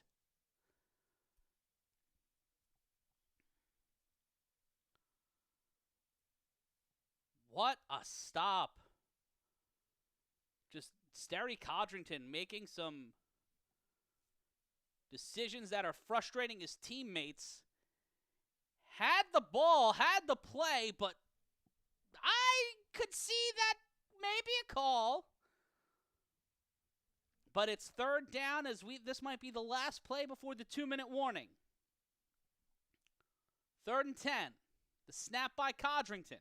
Codrington will run it. Sterry Codrington screams down the sideline, stays in bounds. Sterry will be pulled out at the 4-yard line. Looking for a call is Ashante Worthy, and that will be the 2-minute warning. And distance 099, a.k.a. Mo Ramadan, saying pressure doesn't give Sterry the time to make his progressions. And that's true. That's true. But when you have... How do you know this? What is this? How do you know his fatigue level? Are you testing his piss? Let me know. Fafanculo. 1st and goal for the BIC. It is the The last people to know it's a 2-minute warning are the people on the field and the people timing the game. That tracks. So, under 2 minutes to play in the first half on a beautiful day in Asbury Park along the Jersey Shore on the Atlantic coast. It is 24-7.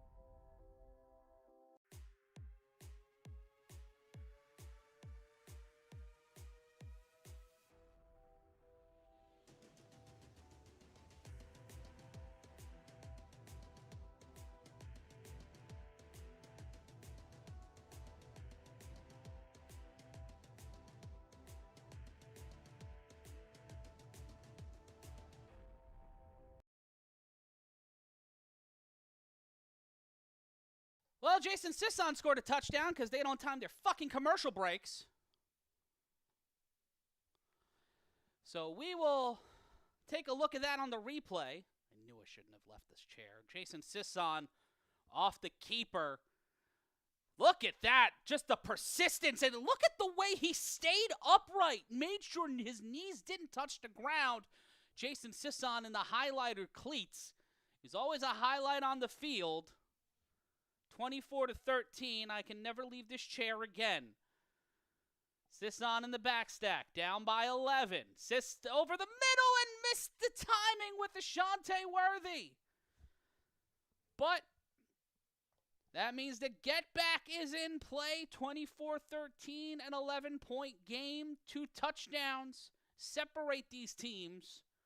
With 1:54 left to play, the BIC have 1 timeout. The Animals have 0. And Ashante and Codrington have been in situations like this before. They're down, but they certainly are not out. We've seen them down multiple scores before. And as you see, the Renegades beat the Heathens 21-18. The Phantoms beat the U 25-31, pardon me. Championship points are a bitch. You are speaking the truth. Matt Riddick, one of the most dynamic players in our league's history, will throw it off for the BIC. Riddick launches a wobbler that gets past the 25. That's the requisite distance. That's Quani Morgan. Quani Morgan hits the leap, almost gets the ball taken out of his hands. The get back once again in play, but not utilized by the BIC. Quani Morgan, like a bat out of hell, he's gone when the morning comes. And by morning, you mean any daylight that he sees on the field. It'll be 1st and 10 for the Animals.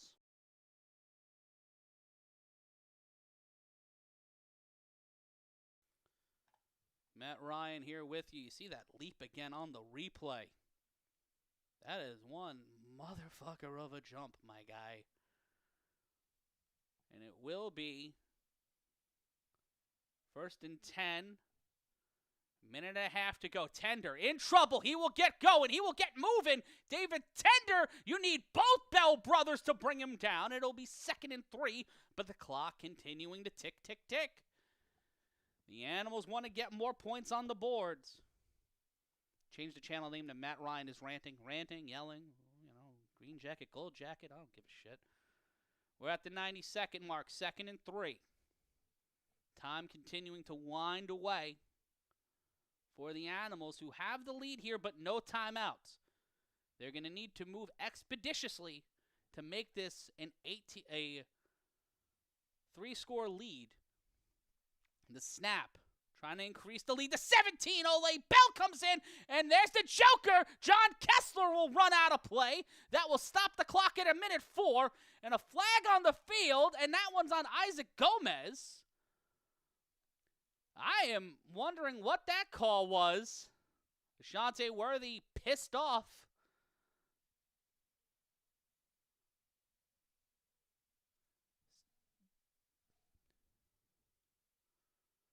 Trying to argue their case on the sideline. Minute 4 left to go.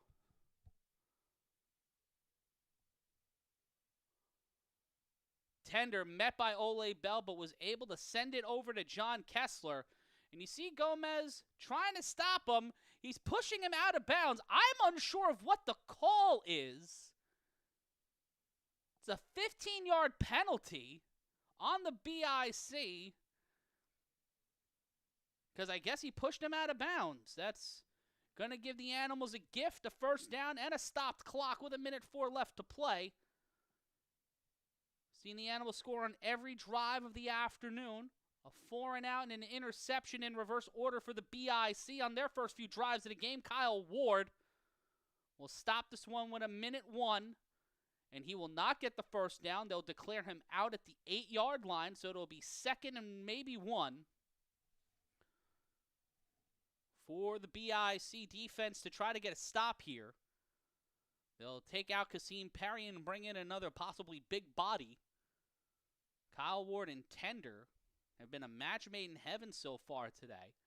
That throw underneath, perfect timing. 44 was right there with him, but not able to get the stop. 2nd and 1. Quani Morgan to the left side. Quani Morgan cannot be stopped. Touchdown, Animals. They have found a rhythm today out of the backfield. A 3rd touchdown in the first half for Quani Morgan, making this 30-13 as the score continues to fluctuate like my blood pressure. We saw the handoff and just none of these guys, Ole Bell, Q Bell, Isaac Negron, and none of these guys are able to get a body in front of Quani Morgan and slow him down, let alone stop him. The Silk City Animals have tried to climb the mountain over the first 12 seasons of the A7FL. And now with David Tender comfortable to Kyle Ward, and Kyle Ward and they give him the 2 points. The 2-point conversion lands for Kyle Ward as the BIC are now down by 19. 55 seconds left to go and an untimed down. Await the BIC. And they have one timeout. Let's take a look at the replay. And they had some pressure there, but that one to Kyle Ward, 44, not able to know what to do. That's H3 Frazier. And Kyle Ward has been a X factor in this afternoon. And you cannot look past the frustration of Ashante Worthy and this BIC offense, who after a slow start have scored on their last 2 drives, but not without some controversy in the first 2. BIC look to take control of this momentum as they will try to hold the ball for the remainder of the first half, and will start the second with the ball. And they will try to launch this one. A high arcing ball that is caught on the fly, so that will be a live ball. Ashante Worthy gets past Kyle Ward. Kyle Ward holding onto the shirt of Worthy. That is legal. And that will stop them at the 45. If you catch it on a live ball, if you catch it while it's in the air, it's a legal play. Worthy might have wanted to let that one bounce, as that would have been a dead ball run. But he thought his best opportunity would be to try to beat them. And he beat Ward the first time, but that loose shirt, that ability to grab that piece of clothing, that's gonna ruin that shirt. That's the end of that shirt for sure. Can't really do anything with that one anymore. Codrington with 55 seconds and 1 timeout. Clock stops on incomplete passes and going out of play off the hands of Jason Sisson, and it will be 2nd down.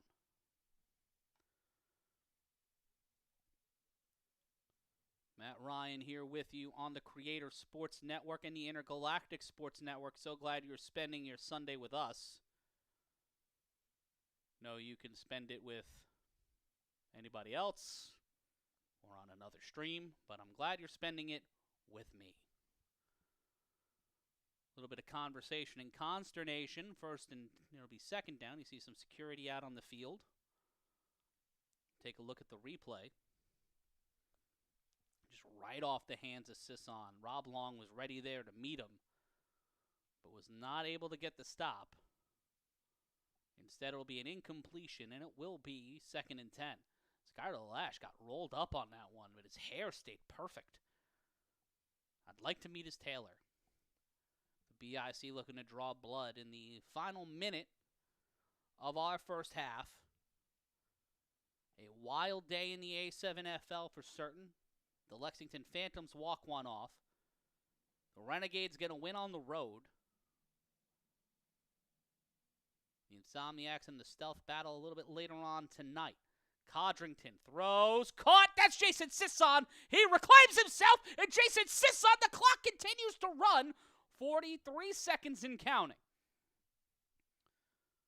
They get the first down and a lot more. Deep now in Animals territory.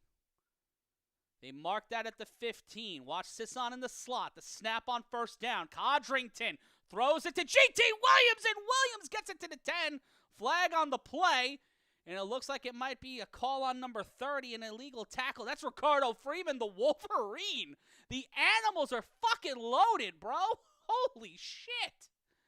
We take a look at the play here from Sisson. Gets pluck up on the Summer Jam screen, and then Nick Mays coming in on the tackle. Pardon me, that was Freeman, the Wolverine.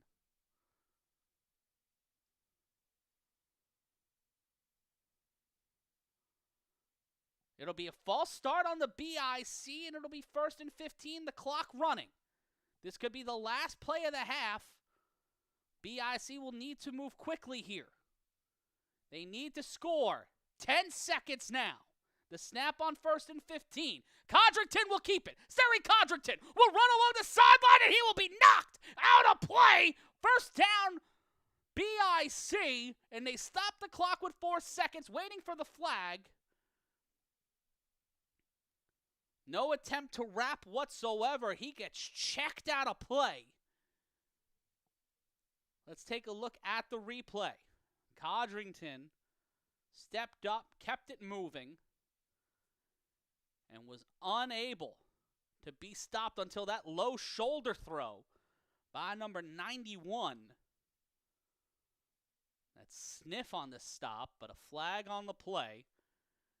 And the BIC with 4 seconds left have one timeout. Might be able to run more than one play.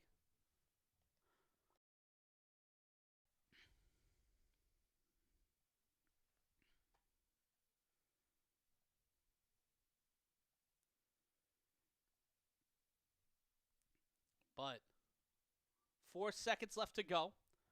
1st and 10. Bone Harris set up to the right of Codrington. 2 wide receivers set. Harris will get a little bit further distance. Makes an adjustment. The snap. Time. Throw to the end zone. Caught. Touchdown. BIC. April's only son, Trey Cohen, hits the flip. Brother, I love the energy, but it's 32-19. Speed kills, and so does the BIC offense.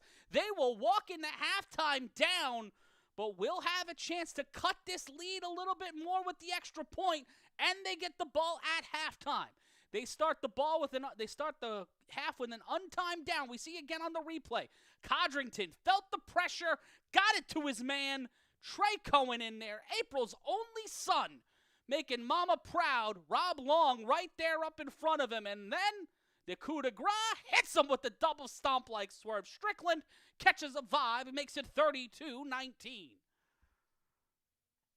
BIC looking to get back in this.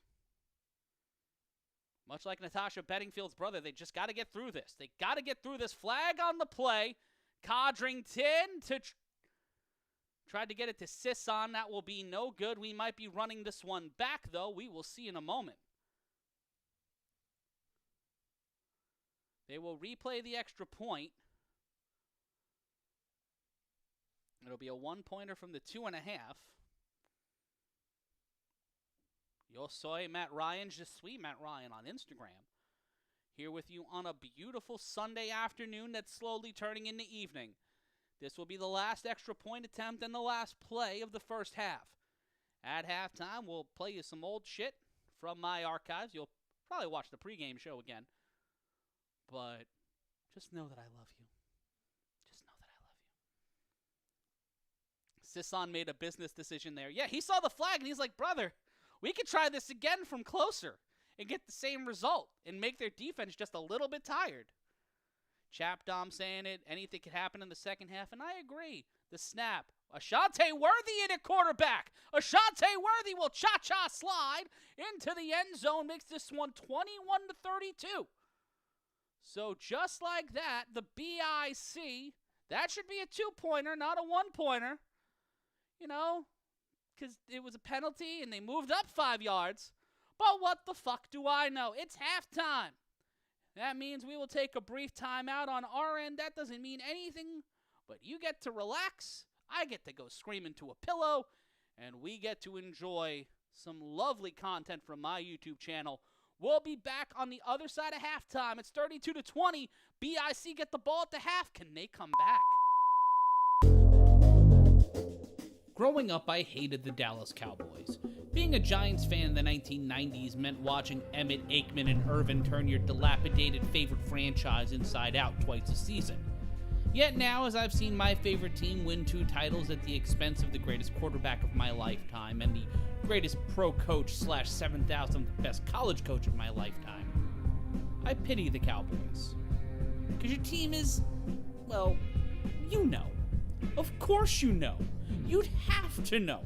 If you didn't know, the cognitive dissonance alone would collapse your head in like the Metrodome during that one blizzard. But there was a time before all that. And before we get back to our story and how Carol Rosenblum was potentially running scams during and before Super Bowl III, we look back to a time where the Cowboys were just an idea that needed a heist to become reality. I'm Matt Ryan, and this is Secret Football History.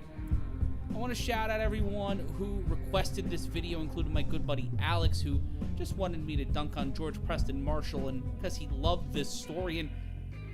And who am I to not want to break the backboard like Shaq in '92 on this goof, or piece him up like that one Mormon dude I saw in the Sunset Park basketball courts during the second Bush administration.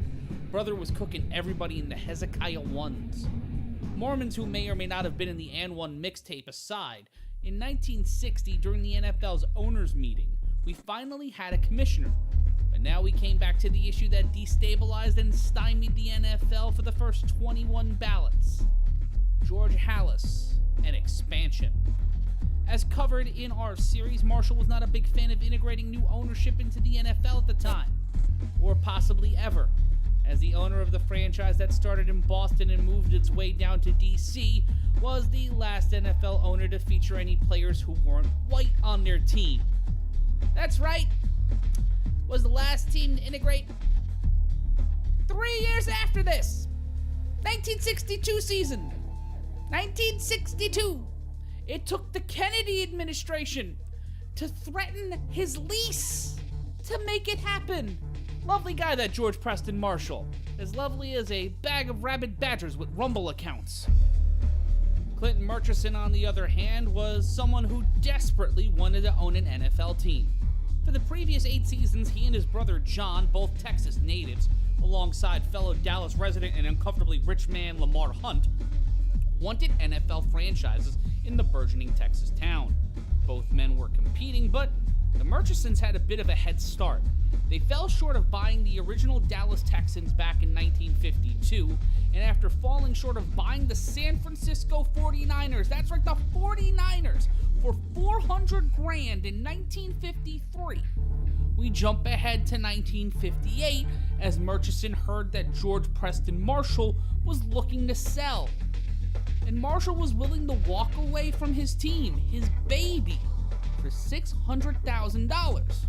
But it came with a bit of a hitch. Marshall for the first 5 years of the Murchisons owning the team. In Dallas, by the way, they would be moving the Washington football team to Dallas. Marshall would have to run that team for the first 5 years. And it seems like the Murchisons were cool with that. Legend states that Murchison pulled up to sign the paperwork and finalize the sale, and Marshall said, it's going to be 10 years and not 5. So Marshall has pissed in Murchison's porridge far too much, and Murchison had enough. That's where the second part of this story comes into play, and it gets a little weird.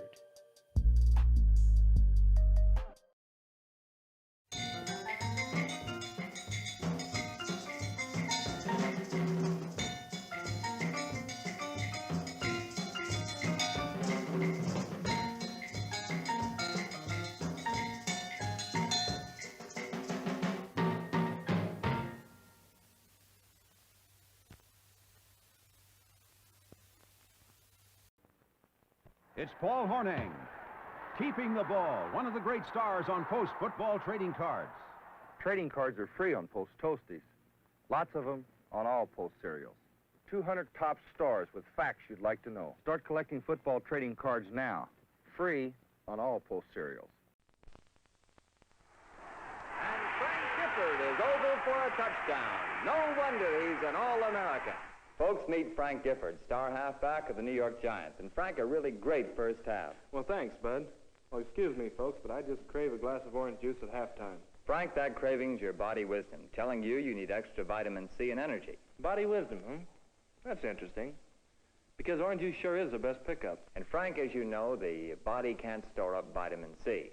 So, for very active people, orange juice with breakfast is just not enough. That's why you need a second glass during the day. And that's good advice for all busy, active people. Have you tried chilled orange juice from Florida? It comes in a handy carton like this, squeezed, chilled, and ready to serve. Now you can buy it at your food store or have it delivered at your door. And it's got everything, too. Vitamin C, quick energy, wonderful flavor, and it's packed with that Florida sunshine.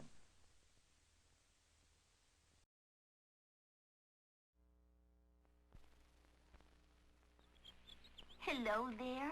I'm Granny Goodwitch, the only human in the forest. Ready not, Granny? Here I come. I heard that. It's Sugar Bear, and he's after my Sugar Crisp again. I can't get enough of that Sugar Crisp, Sugar Crisp, Sugar Crisp. Oh, he's coming. Where'll I hide my post Sugar Crisp? It's a honey of a snack, you know. Better slow him up with my magic. I can't get enough of that Sugar Crisp. It keeps me going strong. He's the strongest bear I've ever known. Gotta hide my post Sugar Crisp. Here's a safe place. Sugar Bear, honey, it's nice to see ya. Sure knows how to start his day a little bit better. You bet your booties, Granny. It's sugar sweet and honey-flavored wheat, so it keeps me going strong. Thanks, Granny. Can't get enough of that Sugar Crisp. He could have gotten Sugar Crisp in Post 10s, too. Post 10s has all the cereals kids want.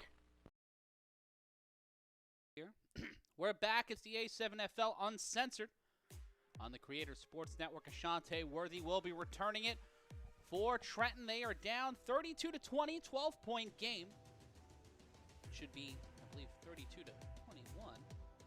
That's no, it's 32-20. No, that's right. That's right.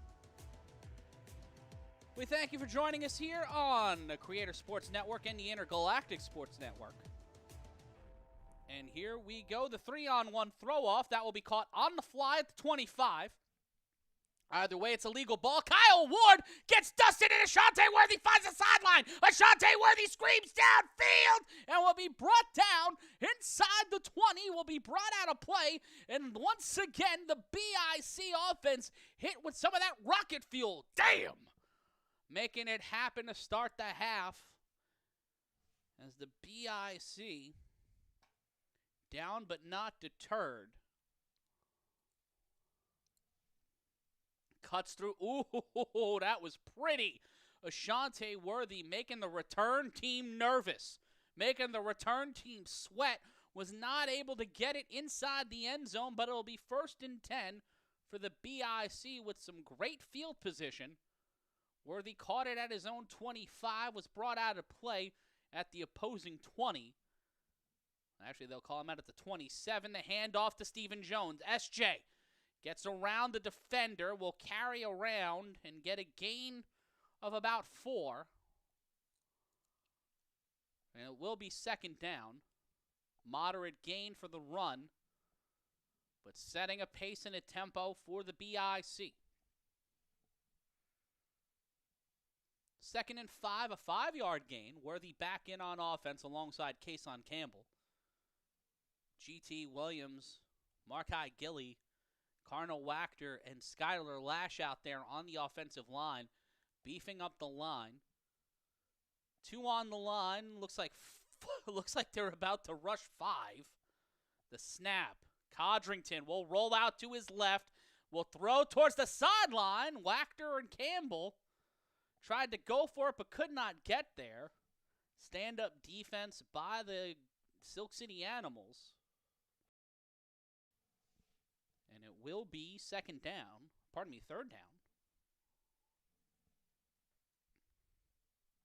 Campbell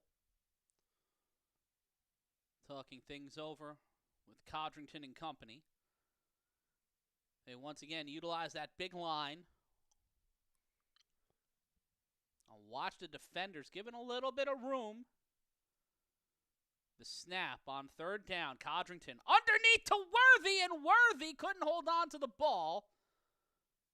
And it will be 4th down. A random Puerto Rican flag has metastasized on the sideline. Shout out to all my Boricuas.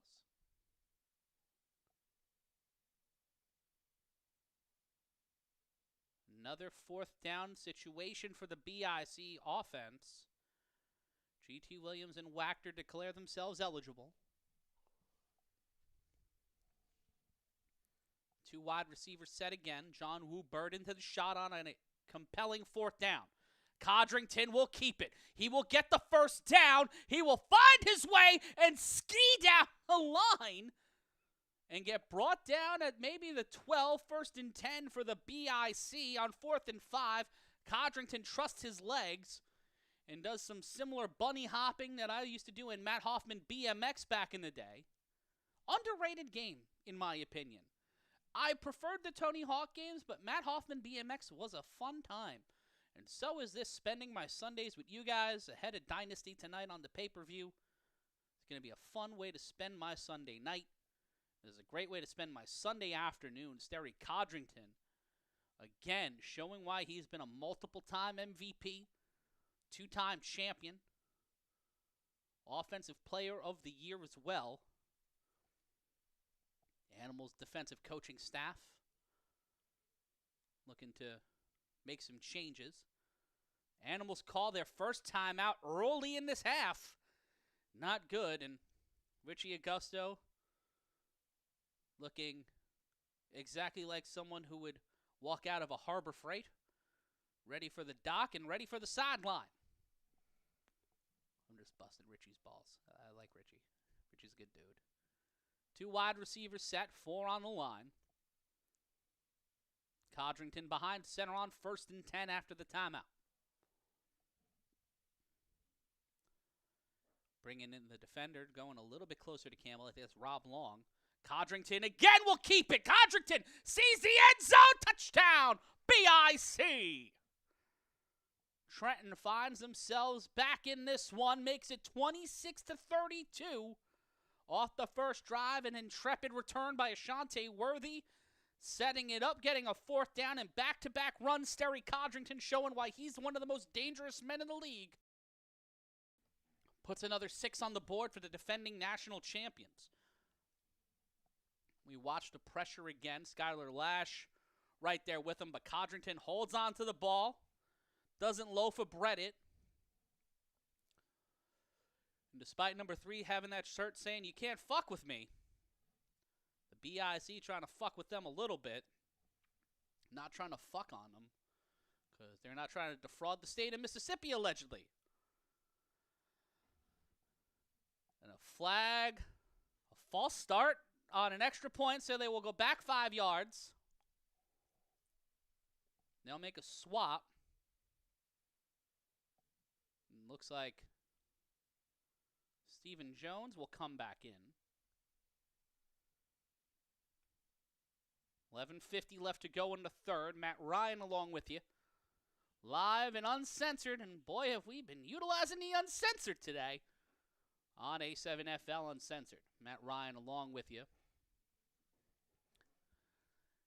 Jaffos TV pulling up in the chat. Good to see you, boys. And yeah, it's I'd say more like a pyrite, but we'll see how this rolls.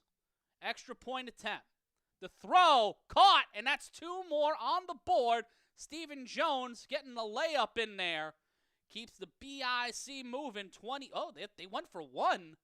I thought they were going for 2. Whatever. 32-27 after the penalty and the extra point. And it's a good time to mention that the get back is in play. If the BIC look to utilize it, they will be able to get a stop, and we want you to stop and maybe enjoy yourself. Sign up now in the link in our description for free audiobooks. Not just 1, not just 2, but 3 free audiobooks. Free to sign up and cancel anytime. You can do so by clicking the link in our description. Or, if you're feeling a little bit scruffy and you want to look good, get yourself a free Harry starter kit, or get yourself a starter kit for as low as $5. Click the link in our description now. 3-on-1 throw off that one. Gets to John Woo, and that one is returned. That's number 5. That's Kwani Morgan. And Morgan, with probably his least amount of yardage on a return so far today, will get brought down at the 36-yard line as the Animals offense will step onto the field for the first time in our second half. First time since about 1:10 left in the second quarter. The BIC ended the half with the ball with a score and have scored on their last 2 drives and scored extra points on both those drives. The extra points coming in handy for the BIC as they are down by 5. Fakes the handoff. That goes to Kwani Morgan. Morgan met surrounded in a light gain. A flag on the play. And and Kwani Morgan coming up a little bit lame there. He is limping out of the huddle. Low hit on the BIC defense. Big Mo saying in the chat the BIC need a defensive stop. I wholeheartedly agree. That will give the Animals 15 yards and another first down. But Kwani Morgan will be limping to the sideline, as we see on the replay. And he was going down, so it looked like Isaac Negron was trying to stop the momentum, trying to stop himself from going after him. But it pays dividends for the Animals either way. As instead of 2nd and mid, or 2nd and short, it'll be 1st and 10 on the other side of the 50-yard line. And a little tender, walking to the line. False start. Timeout called by the BIC. Looking for some sort of flag and a lot of confusion by the BIC defense. As they burn their first timeout. 2 timeouts remaining for each team. And Kenny Stansberry not happy. As some holes and some frustration being exposed here. As it seems every single seagull in Atlantic County has made its way to Asbury Park Stadium, a.k.a. the Mesodome. And sure, there's no dome, but it'll be 1st and 10 after the timeout and the penalty.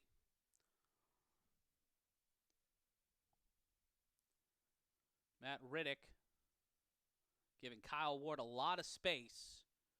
The snap. Tender. Throws! Cole! Tried to get one to Kasim Perry through the seam. Sire Hancock there to give it a stop.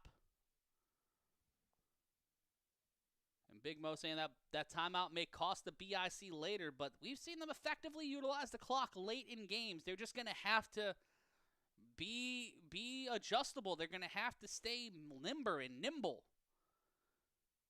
Not able to get that one was Kasim Perry. We see again on the replay some hand fighting on the offensive line. And a clean play from Sayer there to get the stop. Second down. Tender in trouble. Throws, and that one grounded, intended for Kasim Perry. And again, the pressure heating up by the BIC defensive line. And all those fucking birds. Who left bread out on their sideline? Unless they registered those birds. Are the birds on the roster? I'm asking because people seem to be adding to the rosters late. Just, not any of these teams, but, And after that catty moment with Matt, it'll be 3rd and 10.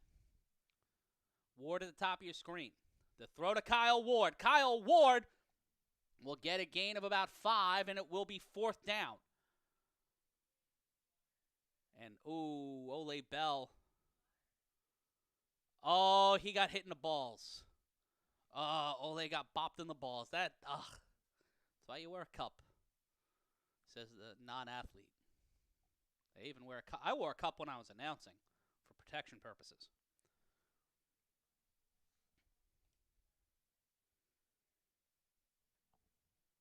Fourth and 4. Tender. The snap. The throw, and that one's almost picked off by Matt Riddick, and they get the first stop of the day. As Matt Riddick gets the stop, it'll be 1st and 10 for the BIC. Most emphatic defensive play of the day, David Tender walking to the sideline for the first time without putting points on the board.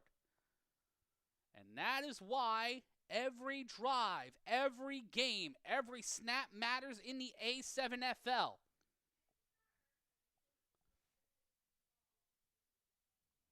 And Big Mo saying that's the stop I was talking about. And when you have a guy like Matt Riddick, who in the A7FL National Championship was the key for the BIC winning the Natty, he comes through today with a national championship-like play, the 1st and 10, and they're going to go back to Sterry. ISO Sterry, slip, slide, and the BIC take the lead back off of one play. Sterry Codrington 3 times, rushes in on 3 straight plays, and gets 2 tutties for his efforts.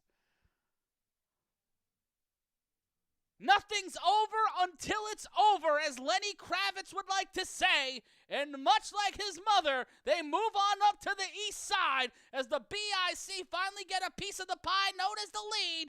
Touchdown, BIC. And I don't owe anybody any fucking money. No jar here, but a little bit of jarring and a little bit of jawing from Sterry Codrington. And through the mystical powers of wizardry, we see his fatigue level is now 13%. Yes, through science and wizardry and special pants. It's like we're in fucking Utah. But Codrington hoofs it to the end zone and gives the BIC their first lead of the afternoon. We take a look again on the extra point, and they get there. G.T. Williams scoops it up. Again, one of the newest additions to the BIC. G.T., the Hellcat, gets it over. To John Webster, it ain't over till it's over. Goatee Sterry's a fucking problem. Goatee Sterry's a problem. And right now, the Animals are feeling the pressure. You see Yatta Don on the sideline. GT did on that one. GT had to take the go off his jersey because, well, he's always moving. And you see the frustration mounting on the Animal sideline. And this might be, for the BIC, the opportunity for the dam breaking. Matt Riddick launches a bomb, but that's caught.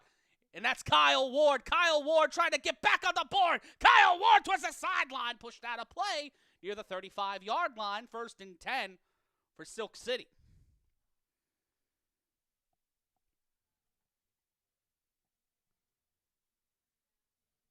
snapped back into this one as we continue live on the Creator Sports Network. If you're just joining us, Sterry Codrington, first play of the drive, ran like he was Steve Prefontaine, running like Usain Bolt,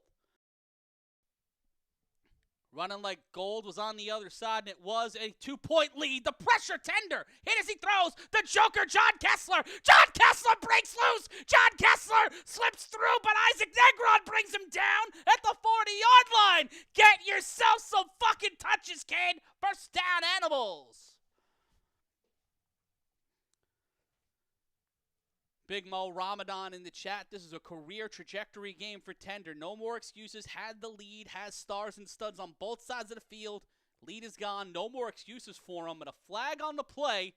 Let's see what it is. Clean hit there. If there's a holding here. But look at my man. Look at my man.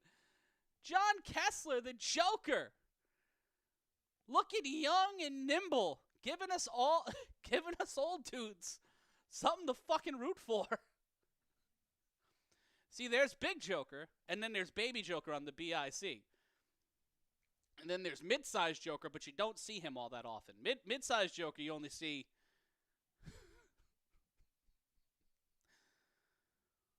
And there's that confidence back for the Animals offense.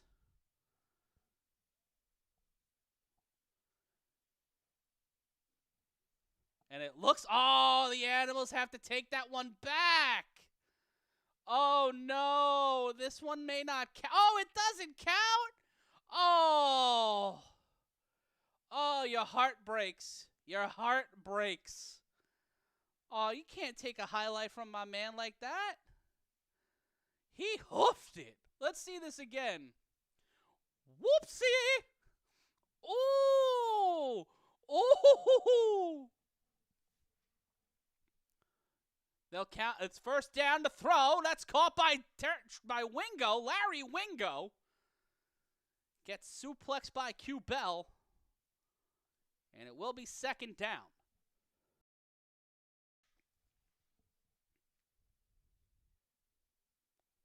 A wild situation metastasizing here in Asbury Park as Matt Ryan is with you on the Creator Sports Network. 2nd and 6, gain of 4. Again, pressure to Tender. David Tender hit, but he gets it to John Kessler again. And John Kessler, revisited, gets the first down as the BIC defense try to take everything from him. The ball, his shoes, his pants, trying to crack through. As John Kessler is not deterred.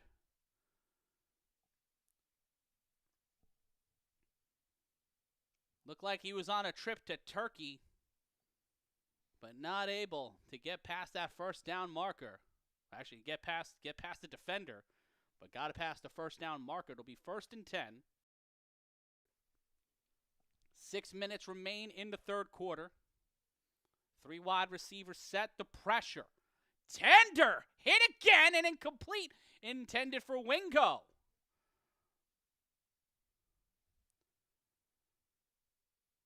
John Kessler.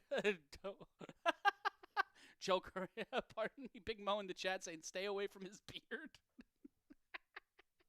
Nick Mays out there on offense trying to give them some beef, and you see Kenny Stansbury, he's got trying to make some defensive adjustments.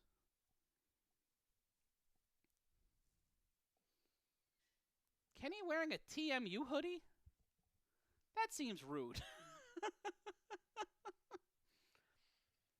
5:10 remaining in the third. The snap on 2nd and 10. The throw caught by Kyle Ward. Kyle Ward trying to be avoiding the strip there. Trey Baskerville, Trey Cohen, and Matt Riddick in on the stop. It'll be 1st and 10 as the clock continues to run in our third frame. Take a look again on the replay. Right where he needed to be. Trey right there to help along. It'll be 1st down.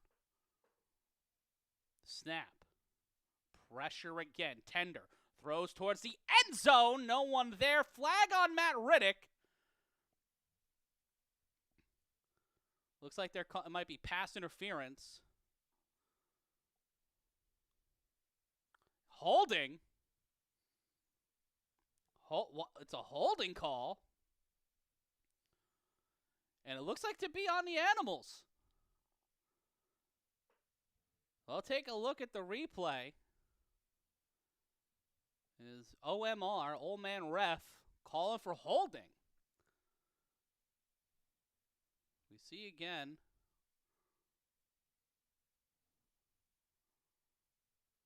The Animals backed up against it. The clock continuing to run in Asbury Park. They called holding,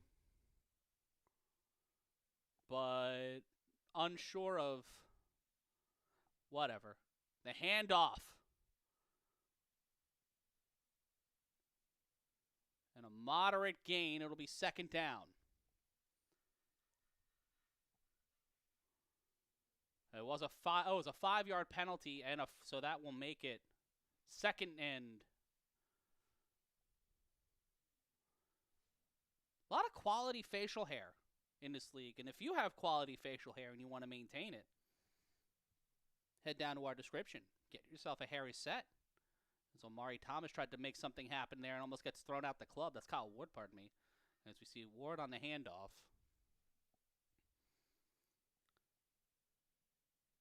And it will be 2nd and 6. Wingo gets the first down. The BIC defense trying to strip the ball. But as the clock continues to run and we see the replay of the last play. Oh, there's another 15 yards if you want to give it to 5 yards if you want to give it to him. But a sea of bodies. It'll be 3rd and 1. Not enough to get the first down. I'm going to need another tea.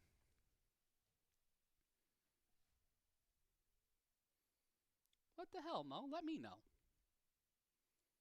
5 on the line. The pressure.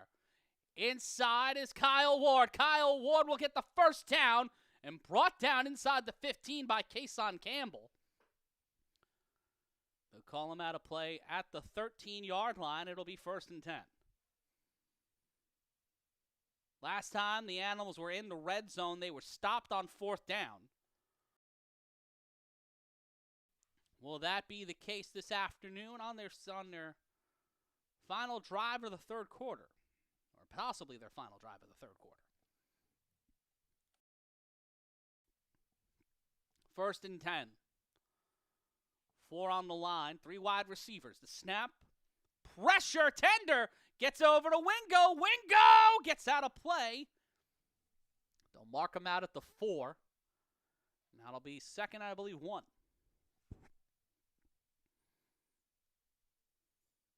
And we have not seen Quani Morgan since the last drive. He came up lame going to the sideline. He might be out for the rest of this game. Good catch by Big Mo Ramadan.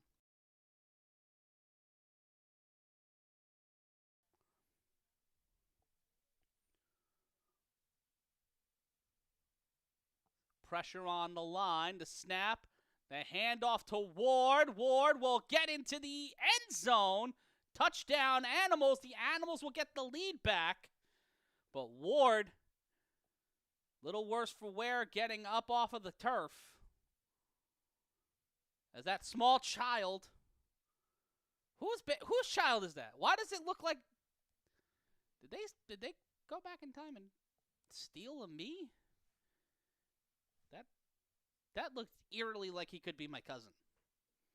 Not sure about that. 4-point game, 38-34. The BIC were down as much as 18. It's not River Plaza in Middletown. River Plaza, not Riva Plaza. Pardon my Brooklyn. And, yo, my man 71 has been holding like he's been waiting on the phone with Verizon customer service. The throw on the extra point, and KP is there, and this one is 40-34. It may not be the highest scoring game in A7FL history, but it certainly is a high scoring affair here. We'll be back with more of your third quarter after this.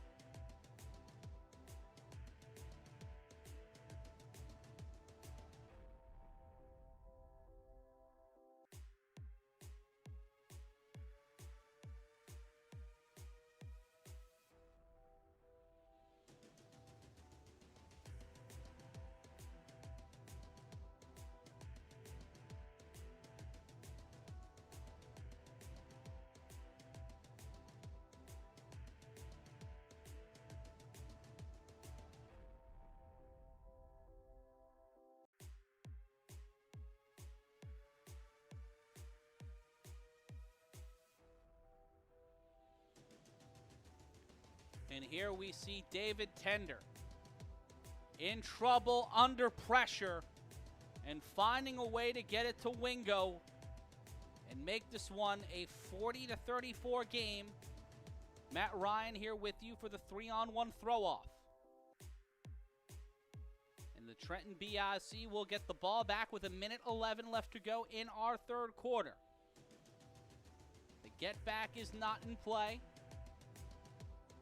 It'll be Shahid Al-Kabir throwing it off and Jason Sisson throwing off for the BIC. Returning for the BIC, pardon me. Flag on the play. And it seems like it might be a dead ball run. Couldn't tell by the cameras because just getting a lovely shot of referee backs. And it will be a dead ball run. It must not have reached the requisite distance. Oh, no, they're switching. Are they? Oh, what?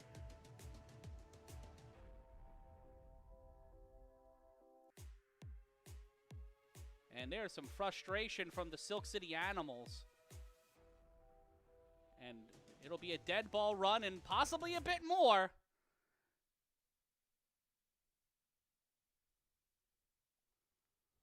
I am unsure of why everybody's so mad.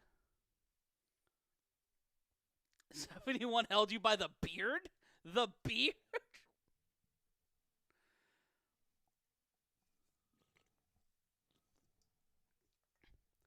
Can't be an important game in the Eastern Conference without some bullshit now, can it? Jair Santisteban frustrated, and well, we're in a break again, so we'll just chill with that. Do I just play the technical difficulties? What do I do here now? Jim's House of Tim's. If you wanted Tim, call Jim, 555-555-1100. That's 555-555-1100. Jim's House of Tim's.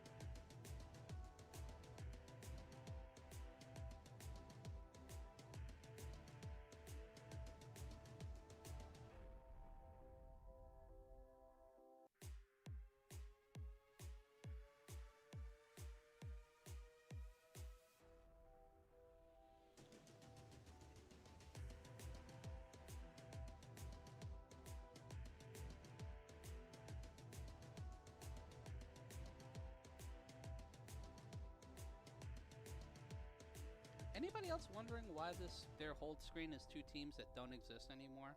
Or is that just me?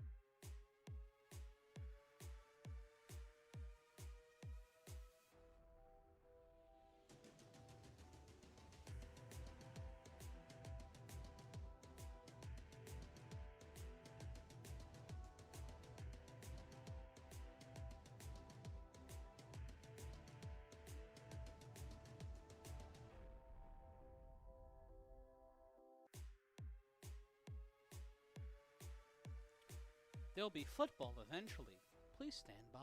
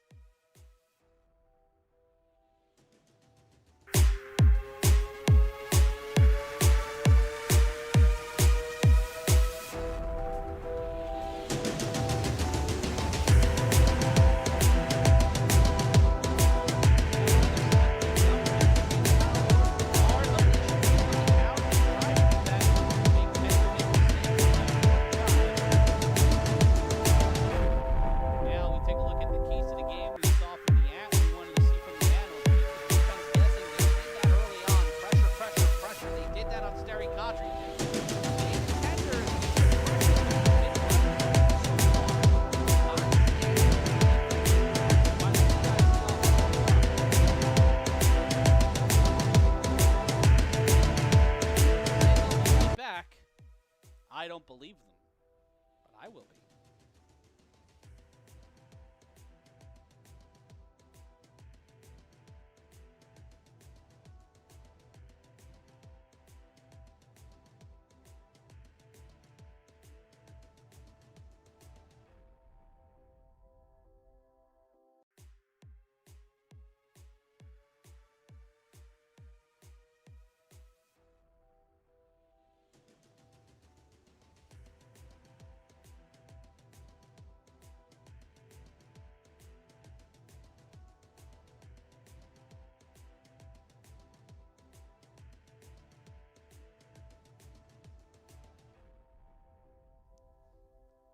We take a look at the chat. Oh, Lord, last time this happened, the refs walked out and Ryan was out there trying to ref with... Oh, no. What is happening out there? Does anybody have any intel on what's actually happening at the field?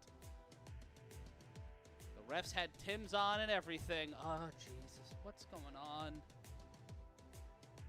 Why is it that we have a good game? Every time there's a good game. And just...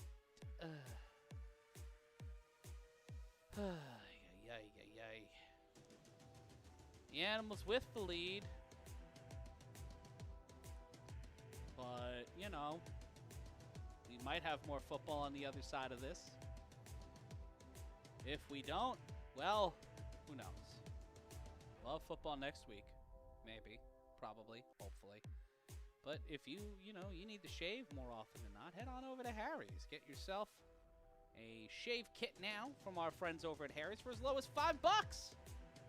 You can do that absolutely free. Matt Ryan here with you. And we're back. There'll be some sort of football, and it seems like the BIC will have the ball on the 30-yard line. I'm not sure what happened. cut a fucking fool. Let me hear what these people are saying. Let me hear what Corey said. No word about what that was. Sorry about that, folks. And there we go. It'll be 1st and 10 for the BIC. Under a minute remaining in the third quarter. We missed a whole bunch of what actually was happening. In motions, Ashante. Oh, Ashante keeps it. A light gain off the rocket screen from Sterry, and it will be 2nd down. If someone knows what happened, because why would they let people know? 20 seconds left, 2nd and 9, a 1-yard gain. Actually, it's a 2-yard gain. It's 2nd and 8. They were marked at the 30. They're now set at the 28. The snap. This will be the last play of the quarter. Sterry. That's over to Kason Campbell, and Campbell will get taken out of play at the 45, looking for a call. And we will head into the 4th and final frame with a 6-point deficit between the defending national champions and the team that looked to be the enders of an empire and the builders of their own. 45 minutes gone by. We take a look at the replay. Kason right there with the ball. Ooh, yeah, no, that's not a wrap. Rob Long did not wrap on the tackle or make an attempt to wrap. So that could be a penalty. Let's take a look again at the replay. And Sterry hit as he threw. No flag on that. But we see here Rob Long not making the attempt to wrap, trying to spin out and almost hit H3 Frazier. But we will, since they blew through probably all their commercial breaks on whatever the fuck that was, it'll be the start of our 4th quarter, 40-34. The Animals have led for a majority of this contest. They have led since the first drive of their first drive of the afternoon. BIC on back-to-back drives had an interception and went 4 and out. It'll be 1st and 10 for Trenton. The snap. Sterry gets hit. Ball comes loose. He'll keep it. And that one will send them back. Big play, big sack by number 27. And that one will keep the BIC guessing. That's Dean on the tackle, I believe. And it will be 2nd and an uncomfortable amount. The BIC offensive line thrown through a loop on that one. And take a look again at the replay. Sterry gets popped. Couldn't hold on to the ball. Had to go grab it again. That could have been disastrous for Trenton. And it's a loss of at least maybe 10 yards. As playing a dangerous game, the BIC 1st and 30. 2nd and 30, pardon me. Oh, boy, but Sterry lets it fly. Caught, and no, Kason was there. He was open, but not enough to pull it in. It'll be 3rd and 30.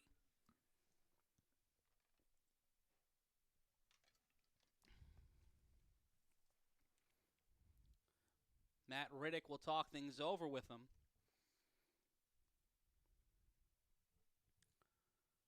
And the wind playing a factor here in Asbury Park.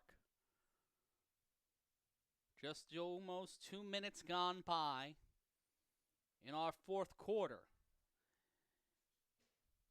BIC took the lead back to start our 3rd frame. False start.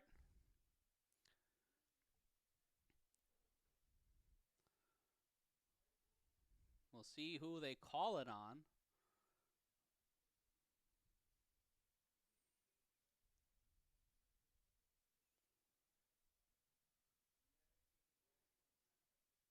And it'll be on the BIC, I believe. And it will be 3rd and 35. Some undisciplined plays from the BIC have put them in trouble, down 6.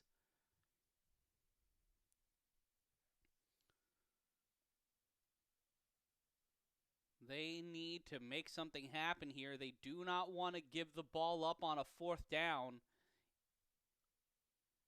They definitely want to try and at least tie it If they tie it, the get back would be in play. But the BIC on 3rd and 35. Sterry throwing underneath to Kason Campbell. Kason Campbell will get to the 50. Kason Campbell will not get the first down, but he will keep things moving for the BIC and give them life on a now much more manageable 4th and 7. You don't like 4th and 7, but you like it more than 4th and 35. I feel like that's easy math. But KK, they gave him way too much room, was able to get past the first tackler, not able to get through Rob Long because he had that defender right behind him. And it'll be 4th and 15. Either way, much better than 4th and 35, a 20-yard gain. And it'll mark 4th down. To throw, that is to Carnell Wachter. Wachter will not get the first down, but will get the BIC defense a little more room to work with. The Silk City Animals get the stop on 4th down and have the ball back, leading 40-34.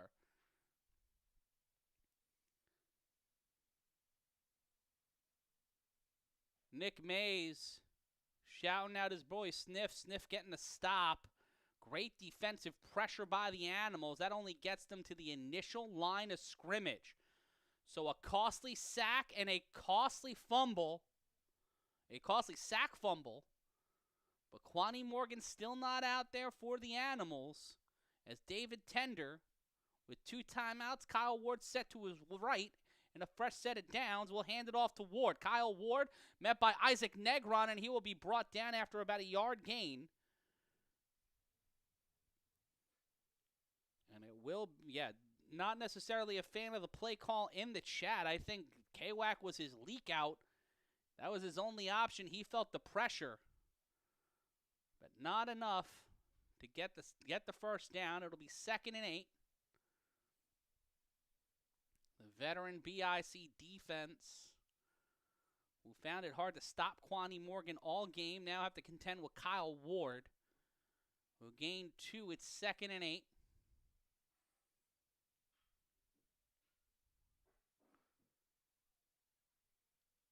The snap. Tender steps up, throws, caught. That's Larry Wingo. Larry Wingo off to the races, but gets tripped up by the turf monster or Sayer Hancock, and it'll be a first down for Silk City. BIC down a score. Looking to not fall to 3-2 or 2-2. They do not want to fall to 500. Even though that would solidify them basically in the 3 spot. It would all but eliminate their hopes of being the number 1 seed in the Eastern Conference. Tender had room, and number 6 Q Bell made sure to not give Tender a lot of distance, but gave him the opening to throw that ball out. The snap, Tender will keep it. The throw back to Kyle Ward. Kyle Ward clipped up. He will keep moving. Kyle Ward will be met at the line of scrimmage by Matt Riddick, and 2 men who have defined the A7FL over its first 12 seasons.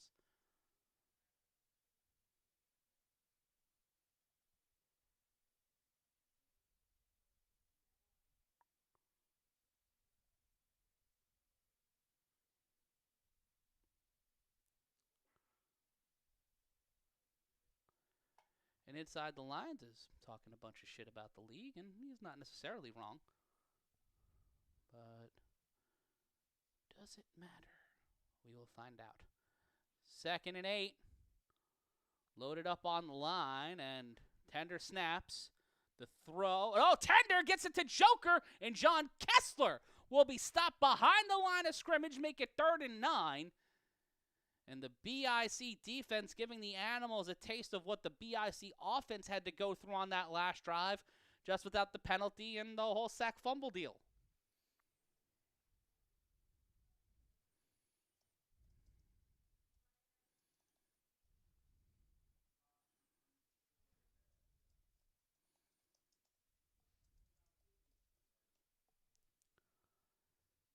It'll be 3rd and 9. Tender in an empty backfield. John Kessler, the eligible tight end, off the line. Pressure coming. Tender hit as he throws. That one's in the ground. That might not matter, though. Flag, and that will be on Kyle Ward.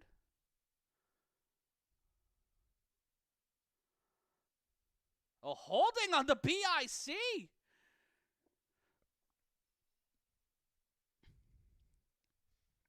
A frustrating day with the officials. We'll take a look at the replay.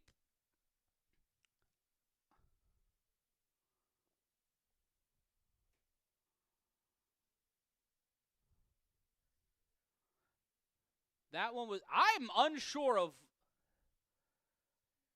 That's me. I'm unsure is the new catchphrase of this fucking show. Ain't that a bitch? And it will be seemingly 1st and 10.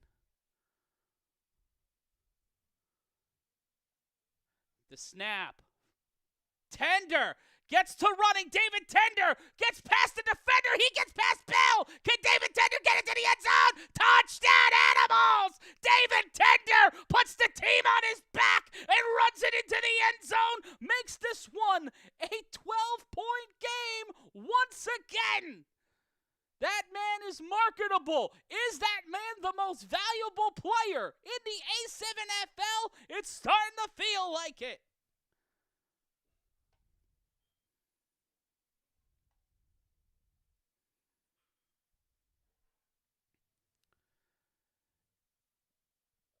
Gets through and then just off to the races. Saw the opportunity, had Q Bell. Q Bell couldn't hold on to him. And as the sun begins to fade into the background in Asbury Park, New Jersey, as day becomes night, on the Atlantic coast along the Jersey Shore is a new day rising in the A7FL. Will the Silk City Animals go from debutante to the top of the pyramid? Can they hold on?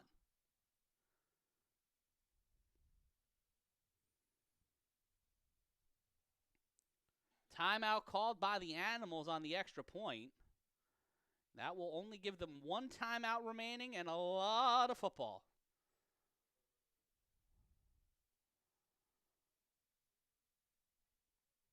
And it will be an extra point.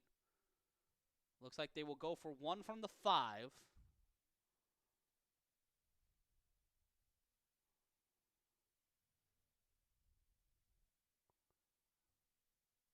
(46-34) is your score.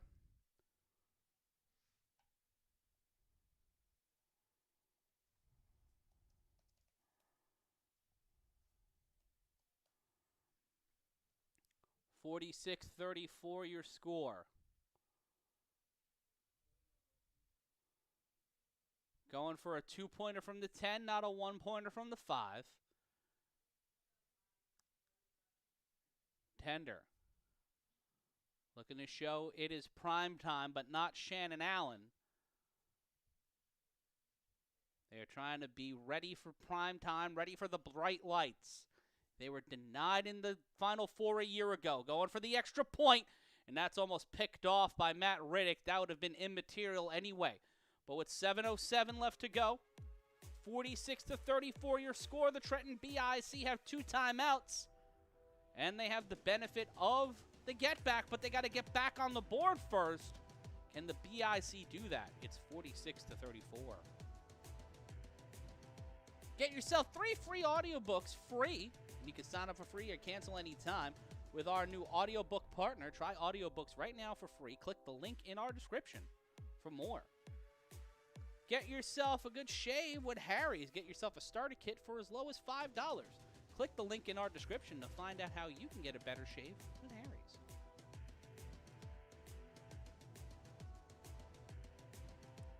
Want to get yourself some Orb Bowl merch? Buy our stuff. Go to the bio, a link in our description. You can also get classic 3-on-1 merch and also some historically speaking merch right there in the link in our bio. Great individual effort indeed from David Tender. It's time for the 3-on-1 throw-off and untimed down. Can the BIC put 6 points on the board here in the most exciting play in football? That is returned by Ashante Worthy near the 25. Gets through the first set of defenders. but cannot get past him a second time. He'll be brought down emphatically inside the 50, as it will be the BIC ball at the 48-yard line.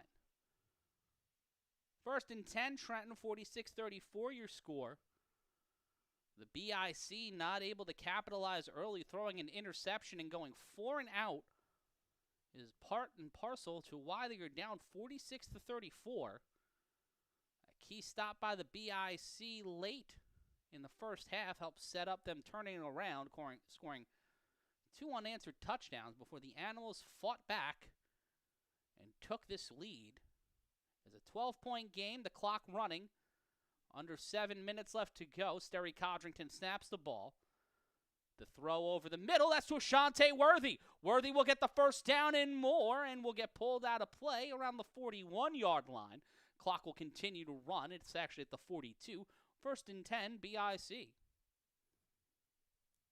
Clock continuing to run, under 6.5 now. Worthy with the guys who got him to the national championship, along with Kason Campbell. Sterry Codrington under center. You got Bowen Harris and Skylar Lash on the line alongside Carnell Wachter. Marquette Gilly, I believe, back out there as well. As it will be 1st and 10, under 6 minutes to play in regulation. BIC, ooh, got him good. And the BIC mind games finally paying off as they move up 5 yards and get the clock to stop at 5:50. Some head games finally working. Ashante Worthy's readiness is at 90. What does that mean? What does any of this mean?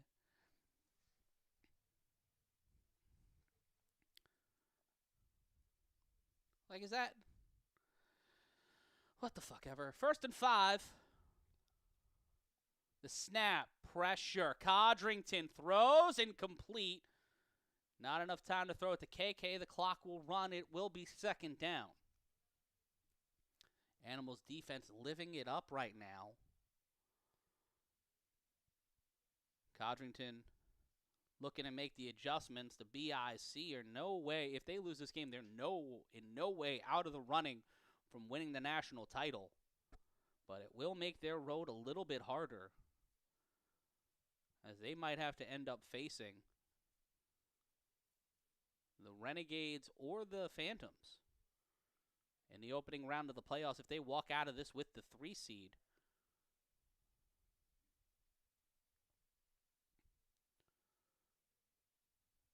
And the snap from Codrington.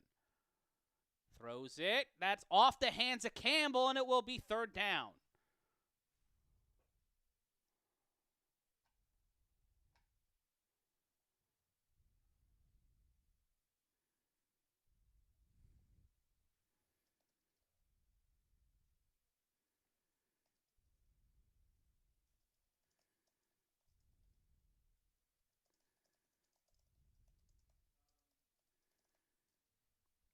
Take a look again at the replay. Campbell was right there, but just could not haul it in. A little too high for him. It'll be 3rd and 5. 3rd and 5, Codrington in trouble almost immediately. That ball's tipped. Tried to get it to Worthy, and it will be 4th down. David Tender is static on the sideline. 46-34. The Animals with the lead. It'll be 4th down. And G.T. Williams will come back onto the off the sideline for the BIC, as they've made it work on 4th down all but once today. That was on their 2nd drive of the afternoon.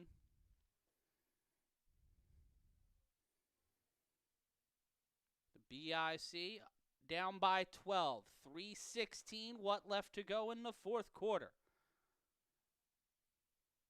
The snap, Codrington in trouble, throws it, intercepted, no, brought down, that's Ricardo Freeman. They tried to get it to G.T. Williams, but that time it stalls on the highway, and the Silk City Animals, with 3:04 left to play, Ricardo Freeman, the Wolverine, the Santisteban brothers, took the long road to get here, but now are 2 victories away from their first undefeated season. Can they hold on for 255?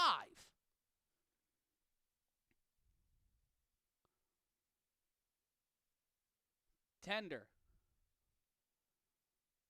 Codrington will be out there on defense. The snap, the screen, that's the Kasim Perry. Kasim Perry brought down by Codrington. Clock will continue to run, 2:35. Under 2 minutes, all clock will stop on incomplete passes and going out of bounds. In a season and in a day that is filled with chaos, the Patterson U losing to the Kentucky Phantoms, the East Orange Renegades going on the road and getting a win over the Virginia Heathens. And we will reach the 2-minute warning here in Asbury Park. 2 minutes remain on the clock. The BIC down by 2 scores. What will happen as we count down to the end of this game? It's 46-34. The BIC in trouble. David Tender looking like the MVP.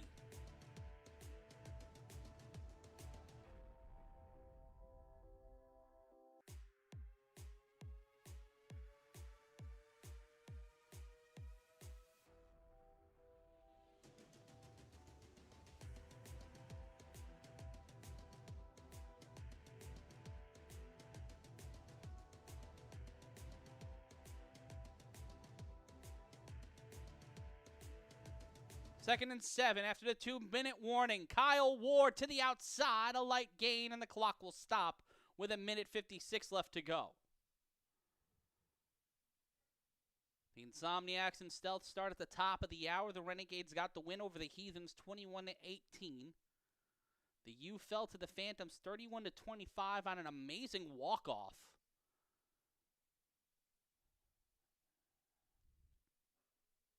David Tender talking a little spicy to the BIC sideline as they will be moved back.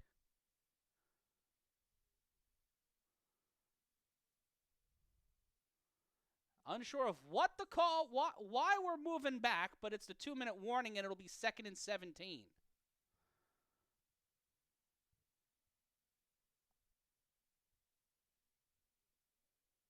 Kyle Ward has been so clutch for them today. Kasim Perry has not been able to get as wide open as he would want to. John Kessler, a secret gem. It was nothing but Kwani Morgan all afternoon until he got hurt before the half. The snap, the handoff to Kyle Ward on 2nd and 17, and that'll only get them that'll only get them further away from the end zone, and it will be 3rd down. And it looks like possibly a flat. This has been a weird fucking game in so many ways. Not that anybody cares, but it's been a weird one.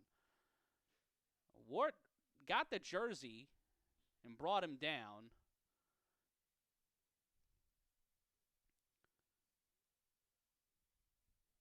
And it's either 2nd and 17 or 3rd and 19. Not sure which.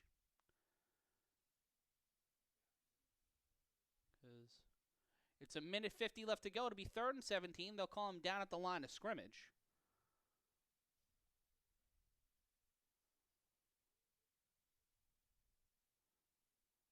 What will happen here on 3rd and 17? 46-34 is your score. Another high-scoring affair for the BIC and the Animals. Last time these two teams played, the BIC won by 2, 53-51. Neither of these teams have gotten to 50 yet today, but the Animals looking to knock on the door of that. The snap, the pressure. Tender steps up, and that one's incomplete. An incomplete pass to Wingo on 3rd down. He got hit as he threw, and now it'll be 4th down for the Silk City Animals.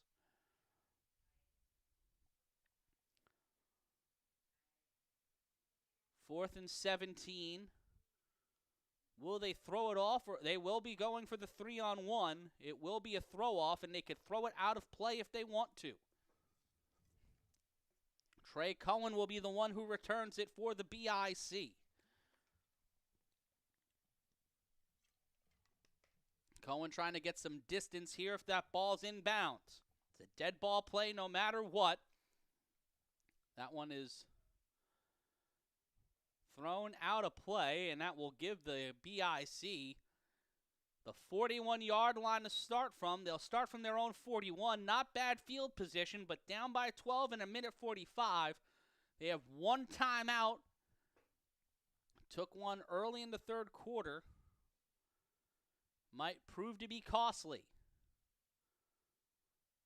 Rare mistake from Sterry Codrington to start the game for the BIC. They were down 6-0. And a quick interception. Jair Santisteban, will be out there for the Silk City Animals. Next week is the Battle of Patterson.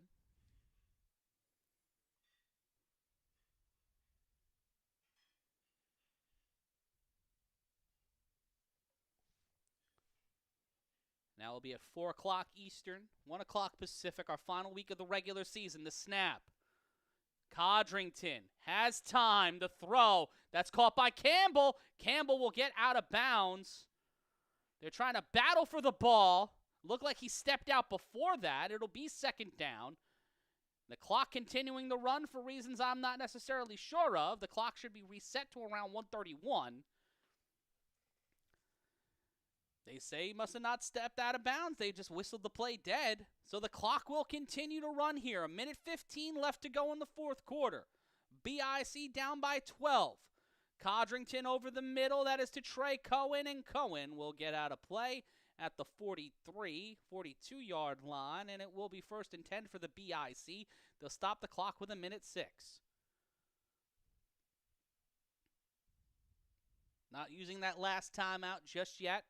BIC have the get back in their back pocket if they want to go for it. But that all depends on them scoring. Codrington underneath, and that one couldn't get into the hands of Cohen. It'll be second down.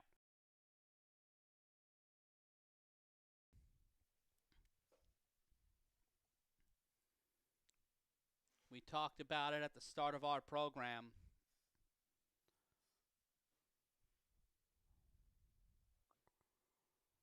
But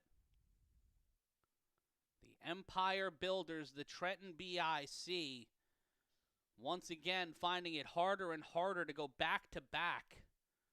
1:02, 2nd and 10. Carnell Wachter is an eligible receiver. Codrington will have Kason Campbell at the top of your screen. The throw underneath to Ashante. Worthy peels the defender off but cannot get out of bounds. Rob Long holding on to him.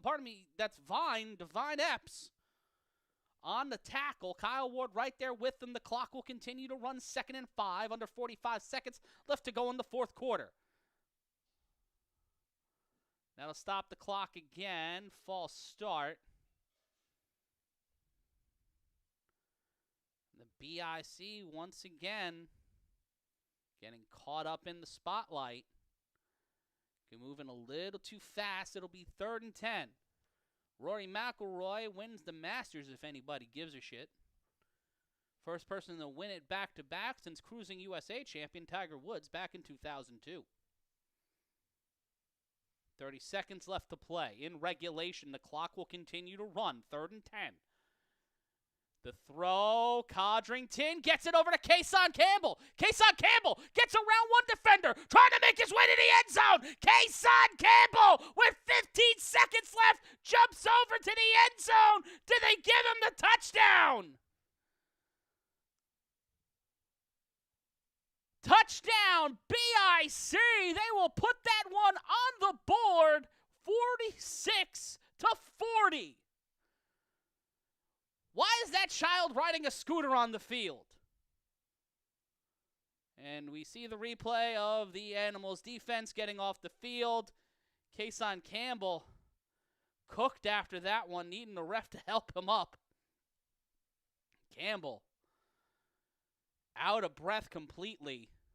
We take a look at the replay. Codrington gets it to KK, and Campbell You see Trey Cohen saying, I got you. Ooh, he looked a little, took that hesitation, and then the block by Trey Cohen. What a fucking block. He got up in there like a goddamn roto-rooter and finds a way. Kyle Ward, ooh, what a play by KK. Was able to keep his foot inbounds, make the leap over into the end zone, and make it 46-40. They will go for one. 14 seconds left to play in regulation, down by 6.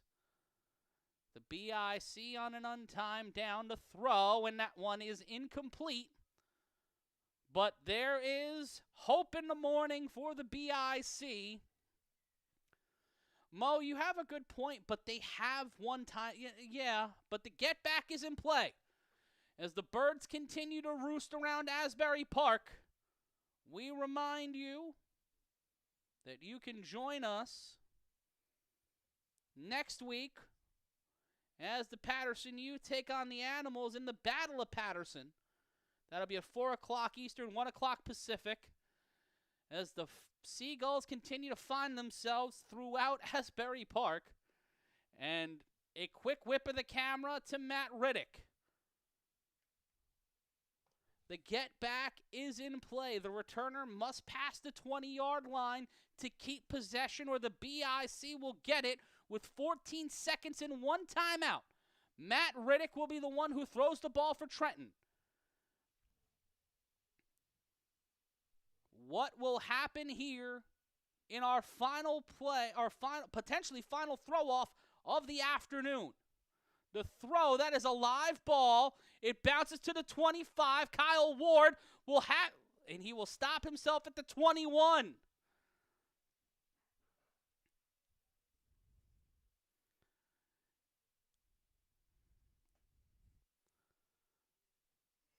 And we once again find ourselves